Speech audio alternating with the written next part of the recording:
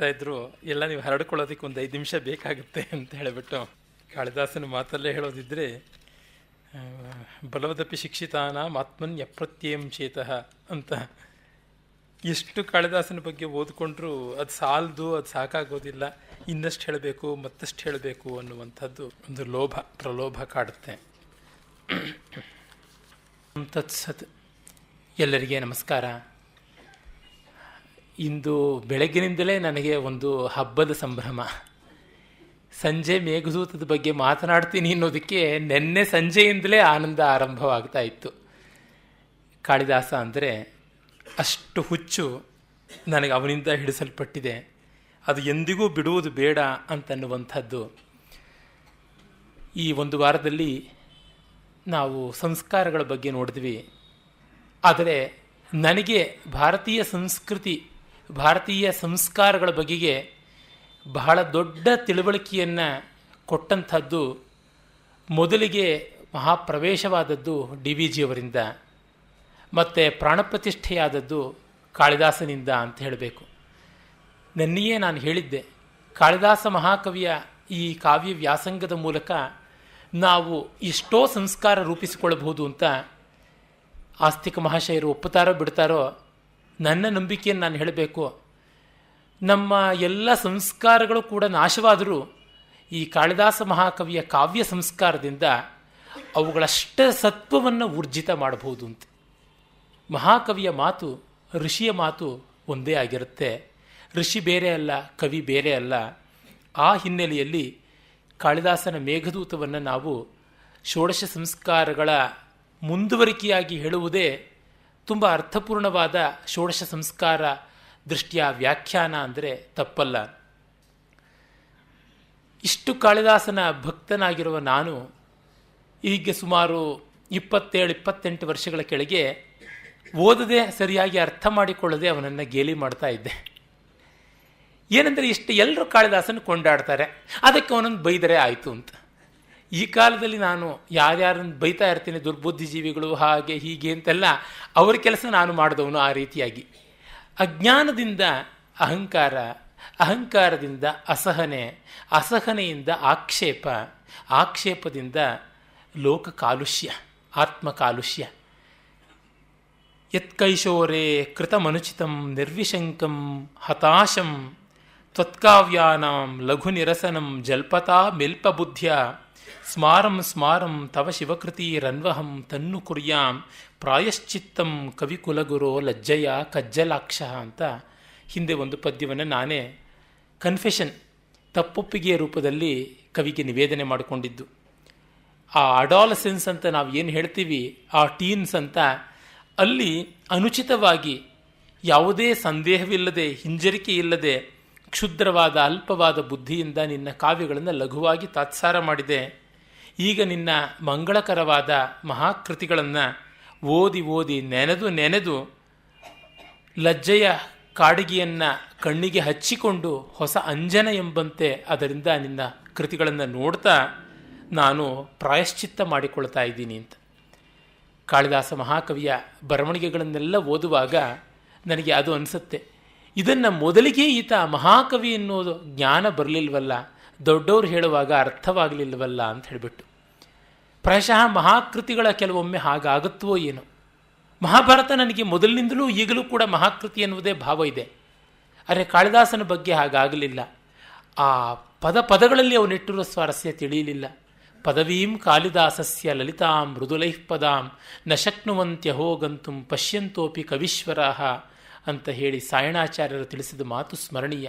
ಕಾಳಿದಾಸನ ಪದವಿ ಅಂದರೆ ದಾರಿ ಕಾಣಿಸ್ತಿದೆ, ಅವನ ಸ್ಥಾನ ನಮಗೆ ಕಾಣಿಸ್ತಾ ಇದೆ, ಅವನು ಹೇಗೆ ಅದನ್ನು ಹತ್ತಿ ಪಡೆದ ಅಂತ ಗೊತ್ತಿದೆ. ಅವನ ಲಲಿತ ಮನೋಹರವಾದ ಹೆಜ್ಜೆಗಳಿಂದ, ಪದಗಳಿಂದ, ಕಾವ್ಯದ ಪಂಕ್ತಿಗಳಿಂದ ಆ ದಾರಿ ಅಂಕಿತವಾಗಿದೆ. ಹಾಗಾಗಿ ಅವನ ಹೆಜ್ಜೆ ಪಾಡಿನಲ್ಲಿ ನಡೆದು ಹೋದರೆ ನಮಗೆ ಗುರಿ ತಲುಪುವ ಸಾಧ್ಯತೆ ಉಂಟು. ಆದರೂ ನೋಡ್ತಾ ಇದ್ದರೂ ಎಂಥ ಕವಿಗಳಿಗೂ ಅದನ್ನು ಅನುಸರಿಸೋಕ್ಕಾಗ್ತಾ ಇಲ್ಲ ಅಂತ. ಪಶ್ಯಂತೋಪಿ ಕವೀಶ್ವರಾಹ ನ ಶಕ್ನುವಂತಿ ಅಹೋ ಗಂತುಂ. ಇದು ಕಾಳಿದಾಸನ ಮಹನೀಯತೆ. ಅದರಿಂದಲೇ ನಮ್ಮ ಡಾಕ್ಟರ್ ವಿ ರಾಘವನ್ ಅವರು ಈ ವೇದಿಕೆಯಲ್ಲಿ ಅನೇಕ ಭಾಷಣ ಮಾಡಿದ ಕಂಪ್ಲೀಟ್ ಇಂಡಿಯನ್ ಸ್ಕಾಲರ್ ಅನ್ನುವ ಖ್ಯಾತಿ ಪಡೆದವರು. ಅವರು ಹೇಳ್ತಾರೆ, Kalidasa represents the quintessence of Indian culture and heritage, and whether it is a native who wants to partake of it, or an outsider who seeks an authentic messiah of it, to both of them Kalidasa is most satisfactory and at the same time the most attractive exponent of it. ಸ್ವದೇಶೀಯನಿಗಾಗಲಿ ವಿದೇಶೀಯನಿಗಾಗಲಿ ಅಧಿಕೃತವಾದ ಭಾರತೀಯ ಸಂಸ್ಕೃತಿ, ಭಾರತೀಯ ಸಂಸ್ಕಾರ ಅಂದರೆ ಒಬ್ಬ ಕಾಳಿದಾಸ. ಅಷ್ಟು ಸಂಕ್ಷೇಪ, ಅಷ್ಟು ಸುಂದರ, ಅಷ್ಟು ಪರಿಪೂರ್ಣ ಇನ್ನು ಯಾರೂ ಇಲ್ಲ. ಈ ಮಾತನ್ನು ವೇದೋಪನಿಷದಾಗಿ ಸಕಲ ಶಾಸ್ತ್ರಗಳನ್ನೂ ಬೆಲೆ ಕೊಟ್ಟು ಹೇಳ್ತಾ ಇದ್ದೀನಿ. ಇದನ್ನು ಯಾರೂ ಟಾಲ್ ಎಸ್ಟಿಮೇಷನ್ ಅಂತ ಅಂದುಕೊಳ್ಬಾರ್ದು. ಈ ಹೊತ್ತಿನ ನನ್ನ ಕನ್ವಿಕ್ಷನ್ ಇದು. ಅದಕ್ಕೆ ಆದ್ಯ ರಂಗಾಚಾರ್ಯ ಶ್ರೀರಂಗರು ಬಹಳ ಚೆನ್ನಾಗಿ ಹೇಳ್ತಾರೆ, ಸ್ವಂತಕ್ಕೆ ಆತ ಮಂದ ಕವಿಯಶಃ ಪ್ರಾರ್ಥಿ, ಆದರೆ ಜಗತ್ತಿನ ಪಾಲಿಗೆ ಕವಿ ಕುಲಗುರು ಅಂತ. ನಿಜ, ಆತನ ವಿನಮ್ರತೆ ಅಷ್ಟು ದೊಡ್ಡದು. ಮಂದ ಕವಿಯಶಃ ಪ್ರಾರ್ಥಿ, ನಾನು ಅಜ್ಞಾನಿ, ನನಗೇನೂ ಗೊತ್ತಿಲ್ಲ, ನಾನು ಕವಿತ್ವವನ್ನು, ಕವಿಯ ಯೋಗ್ಯತೆಯನ್ನು ಪಡೆಯಬೇಕು ಅಂತ ಹೊರಟಿದ್ದೀನಿ. ಪ್ರಾಂಶುಲಭ್ಯೆ ಫಲೆ ಲೋಭ ದುದ್ಬಾಹುರಿವ ಮಾಮನಃ. ಉದ್ದ ಕೈಯಿರುವವನಿಗೆ, ಎತ್ತರದ ಆಜಾನುಬಾಹುವಿಗೆ ಸಿಗಬೇಕಾದ ಹಣ್ಣಿಗೆ ಒಬ್ಬ ಗುಜ್ಜಾರಿಯಾದವನು ಕುಳ್ಳ ವಾಮನ ಎಟುಕಿಸಿಕೊಳ್ಳುವುದಕ್ಕೆ ಹಾರಿ ಹಾರಿ ಬಿದ್ದು ಹಾಸ್ಯಾಸ್ಪದನಾದಂತೆ ನನ್ನ ಪಾಡು ಅಂತ ಹೇಳ್ದ. ಆ ಪರಿತೋಷಾದ್ ವಿದುಷಾಂ ನ ಸಾಧುಮನ್ಯೆ ಪ್ರಯೋಗ ವಿಜ್ಞಾನಂ ಅನ್ನುವ ಮಾತು ಮೊದಲೇ ಹೇಳಿದನಲ್ಲ. ಆ ಸಹೃದಯರಿಗೆ, ವಿವೇಕಿಗಳಿಗೆ ಮೆಚ್ಚುಗೆ ಆಗದೆ ನನ್ನ ಬರವಣಿಗೆಯಲ್ಲಿ ನನಗೆ ತೃಪ್ತಿ ಇಲ್ಲ ಅನ್ನುವ ಆತ್ಮವಿಮರ್ಶಕ. ಅವನು ಸ್ವಂತಕ್ಕೆ ಮಂದ ಕವೀಶ ಪ್ರಾರ್ಥಿ, ಆದರೆ ಜಗತ್ತಿಗೆ ಕವಿ ಕುಲಗುರು. ಈ ಗೌರವ ಅವನು ಸ್ವಯಮೇವ ಮೃಗೇಂದ್ರತ ಅನ್ನುವಂತೆ ಪಡೆದದ್ದು. ಇಂತಹ ಕಾಳಿದಾಸನ ಬಗ್ಗೆ ಮಲ್ಲಿನಾಥನ ಮಾತು ಪರಮಸತ್ಯ. ಕಾಳಿದಾಸ ಗಿರಾಂಸಾರ ಕಾಳಿದಾಸ ಸರಸ್ವತಿ ಚತುರ್ಮುಖೋತವಾ ಸಾಕ್ಷಾತ್ ವಿದುರ್ ನಾಣ್ಯಸ್ತು ಮಾದೃಶ. ಕಾಳಿದಾಸನ ಮಾತಿನ ಸಾರ ಅಂದರೆ ಕಾಳಿದಾಸನೇ ಸರಸ್ವತಿ ಅಂತ ತಿಳಿಯಬೇಕು. ಅಥವಾ ಚತುರ್ಮುಖ ತಿಳಿದಾನು, ಇಲ್ಲ ಚತುರ್ಮುಖನಿಗೆ ತುಂಬ ಆತ್ಮೀಯವಾದ ರೀತಿಯಲ್ಲಿ ಸರಸ್ವತಿ ತಿಳಿಸಿರಬಹುದು, ನನ್ನಂಥವರಿಗೆ ತಿಳಿಯೋದಿಲ್ಲ ಅಂತ. ವಾಣೀಂ ಕಾಣ ಭುಜಿ ಮಜಿ ಗಣದ ವಾಶ ಸಿಚ್ಚ ವಯ್ಯಾಸಕಿ ಮಂತಸ್ತಂತ್ರ ಮರಂಸ್ಥ ಪನ್ನಗಗವಿ ಗುಂಫೇಶು ಚಾ ಜಾಗರೀತ್ ವಾಚಾ ಮಾಕಲಯದ್ ರಹಸ್ಯಮಖಿಲಾಮಿಚ್ಚಾಕ್ಷಿಪಾದಸ್ಫುರಾಂ ಲೋಕೇ ಭೂದ್ಯದುಪಜ್ಞಮೇವ ವಿದುಷಾಂ ಸೌಜನ್ಯ ಜನ್ಯಂ ಯಶಃ ಅಂತ ಕೇಳಿದ್ರೇ ಬೆಚ್ಚಿ ಬೀಳುವಂತಹ ಪದ್ಯವನ್ನು, ಇದರೊಳಗಿರುವ ವ್ಯಾಕರಣದ ವೈದುಷ್ಯ ನೋಡಿದ್ರೆ ಸಾಕು ಇವನೊಬ್ಬ ಮಹಾಪಂಡಿತ ಅಂತ ಹೇಳಬಹುದಾದದ್ದು. ಸಕಲ ಶಾಸ್ತ್ರ ಕೋವಿದನಾದ, ಸಕಲ ದರ್ಶನ ಧೀಮಂತನಾದ ಮಲ್ಲಿನಾಥ ಸೂರಿ ಅವನು ಹೇಳ್ತಾನೆ, ಇವನು ಮುಂದೆ ನಾನು ಏನೂ ಅಲ್ಲ ಅಂತ. ಇಂಥವನ ವಾಕುಗಳನ್ನು ನಾವು ಎಲ್ಲಿ ವಿವರಿಸೋದಕ್ಕೆ ಸಾಧ್ಯ ಅಂತ. ಇದು ಕೇವಲ ಅವನ ಪ್ರಶಂಸೆಯ ಪ್ರವಾಹವಾಗಿ ಇಟ್ಟುಕೊಂಡಂಥದ್ದು ಅಲ್ಲ. ಅವನ ಕೃತಿಗಳನ್ನು ತಿಳ್ಕೊಳ್ಬೇಕು. ಆದರೆ ಯಾವ ಗೌರವದಿಂದ, ಯಾವ ತುಂಬು ಕೃತಜ್ಞತೆಯ ಭರದಿಂದ ಅವನನ್ನು ಕಾಣಬೇಕು ಅನ್ನೋದಕ್ಕೆ ನಾನು ಹೇಳ್ತಾ ಇದ್ದೀನಿ. ಆ ಮಹಾಕವಿಯನ ಕುರಿತು, ಅವನ ಬಗೆಗೆ ಅನೇಕರು ಬೇಕಾದಷ್ಟು ಹೇಳಿದ್ದಾರೆ. ಎಷ್ಟು ಹೇಳಿದರೂ ಕೂಡ ಅದು ತೀರುವಂಥದ್ದಲ್ಲ. ಆದರೆ ಕೆಲವೊಂದು ಮಾತುಗಳಲ್ಲಿ ಅವನ ಕೃತಿಗಳ ಹಾಗೂ ದೇಶಕಾಲಗಳ ಪರಿಚಯವನ್ನು ಕೇವಲ ಈ ಹೊತ್ತಿಗೆ ಅಂತ, ಕಾಳಿದಾಸನ ಬಗ್ಗೆ ಪರಿಚಯ ಮಾಡಿಕೊಡುವ ಅವಸ್ಥೆ ನಮ್ಮ ದೇಶಕ್ಕೆ ಬರೋದು ಬೇಡ. ಕಾಳಿದಾಸನನ್ನು ಅಧ್ಯಯನ ಮಾಡುವಂತಹ ಸುವ್ಯವಸ್ಥೆ ಇದ್ದರೆ ಸಾಕು. ಹೂ ಈಸ್ ಕಾಳಿದಾಸ ಅನ್ನುವ ಪ್ರಶ್ನೆಯಿಂದ ಪೀಠಿಕೆ ಶುರು ಮಾಡೋದು ಎಂದಿಗೂ ಬೇಡ ಭರತ ಭೂಮಿಗೆ. ಕಾಳಿದಾಸನನ್ನು ಇಡೀ ಭಾರತಕ್ಕೆ ಸೇರಿದವನು ಅಂತ ಹೇಳೋಣ. ಆದರೆ ಅವನ ನಿಕಟವಾದ ಹೃದಯ ನಿರ್ವಿಶೇಷವಾದ ಭೂಮಿ ಉಜ್ಜಯಿನಿ, ಪ್ರಾಯಶಃ ಜನ್ಮಭೂಮಿ ಅಥವಾ ಸಿದ್ಧಿಭೂಮಿ ಅಥವಾ ಸಾಧನ ಭೂಮಿ ಎಲ್ಲ ಅಂತ ಅನ್ಬೋದು. ಆ ಇಡೀ ಪ್ರಾಂತವನ್ನು ಓಡಾಡಿರುವುದು ಮೇಘದೂತದಲ್ಲಿ ನಮಗೆ ಗೊತ್ತಾಗುತ್ತೆ. ಭಾರತದ ಎಲ್ಲ ಪ್ರಾಂತದ ಬಗ್ಗೆ ಪ್ರೀತಿ, ಎಲ್ಲೆಲ್ಲಿಯೂ ಸಂಚಾರ ಮಾಡಿ ಅದನ್ನು ಕಣ್ಣಲ್ಲಿ ಕಣ್ಣಿಟ್ಟು ಮನಸ್ಸಿಟ್ಟು ವಿವರಿಸಿದಂತಹ ಸ್ವಾರಸ್ಯ ಕಾಣ್ತೀವಿ. ಮತ್ತು ಅವನು ವ್ಯಾಸಂಗ ಮಾಡದೇ ಇದ್ದ ಶಾಸ್ತ್ರ ಅವನ ಕಾಲದಲ್ಲಿ ಇರಲಿಲ್ಲ. ಬಹುತೇಕ ಸಕಲ ಶಾಸ್ತ್ರಗಳನ್ನು ಅಭ್ಯಾಸ ಮಾಡಿ ಅವೆಲ್ಲವನ್ನ ತನ್ನ ಪ್ರತಿಭಾ ಸಾಮ್ರಾಜ್ಞಿಗೆ ದಾಸಿಗಳನ್ನಾಗಿ ಮಾಡಿಟ್ಟ. ಅಂಥ ಶಕ್ತಿ ಇನ್ಯಾವ ಕವಿಗೂ ಇಲ್ಲ. ಮತ್ತು ವಾಗರ್ಥಗಳ ಅಂದರೆ form and content, thought and ಎಕ್ಸ್ಪ್ರೆಷನ್ಗಳ ಅವಿನಾಭಾವದ ಅರ್ಧನಾರೀಶ್ವರ ಸ್ವರೂಪವೇ ಅವನು ಅಂತ ಹೇಳಿದ್ರೆ ತಪ್ಪಲ್ಲ. ವಿಕ್ರಮಾದಿತ್ಯ ಚಂದ್ರಗುಪ್ತನ ಆಸ್ಥಾನದ ಕವಿಯಾಗಿದ್ದಿರಬಹುದು, ಆದರೆ ಯಾವ ಆಸ್ಥಾನಗಳಿಗೂ ಅವನು ಸೊಪ್ಪು ಹಾಕಲಿಲ್ಲ. ಅವನು ಆನಂದದ ಆಸ್ಥಾನದಲ್ಲಿ ಇದ್ದ, ಮಹಾನಟನ ಆಸ್ಥಾನದಲ್ಲಿ ಅವನಿದ್ದವನು ಅಂತ ಅನಿಸುತ್ತೆ. ಹಾಗಾಗಿ ಅವನು ರಾಜರುಗಳಿಂದ ಸಮ್ಮಾನಿತನಾದರೂ ರಾಜರುಗಳ ಲೀಲಾಶುಕನಾಗಿ ಅವರ ನಿರ್ಬಂಧದ ಪಂಜರದೊಳಗಿನ ಅರಗಿಣಿಯಾಗಿ ಮಾತ್ರ ಪರಿವರ್ತಿತವಾಗಲಿಲ್ಲ. ಅವನು ಸ್ವಾತಂತ್ರ್ಯ ಇಟ್ಟುಕೊಂಡಿದ್ದ, ಸ್ವಾಚ್ಛಂದ್ಯವನ್ನು ಬಿಟ್ಟಿದ್ದ, ನಾಗರಿಕತೆಯ ಸಂಸ್ಕೃತಿಯನ್ನು ಇಟ್ಟುಕೊಂಡಿದ್ದ, ನಾಗರಿಕತೆಯ ಬರ್ಬರತೆಯನ್ನು ಬಿಟ್ಟಿದ್ದ, ಆರಣ್ಯಕದ ಅಮ್ಲಾನ ಮಾಧುರ್ಯವನ್ನು ಇಟ್ಟುಕೊಂಡಿದ್ದ, ಆರಣ್ಯಕದ ಅಸಂಸ್ಕೃತಿಯನ್ನು ಬಿಟ್ಟಿದ್ದ.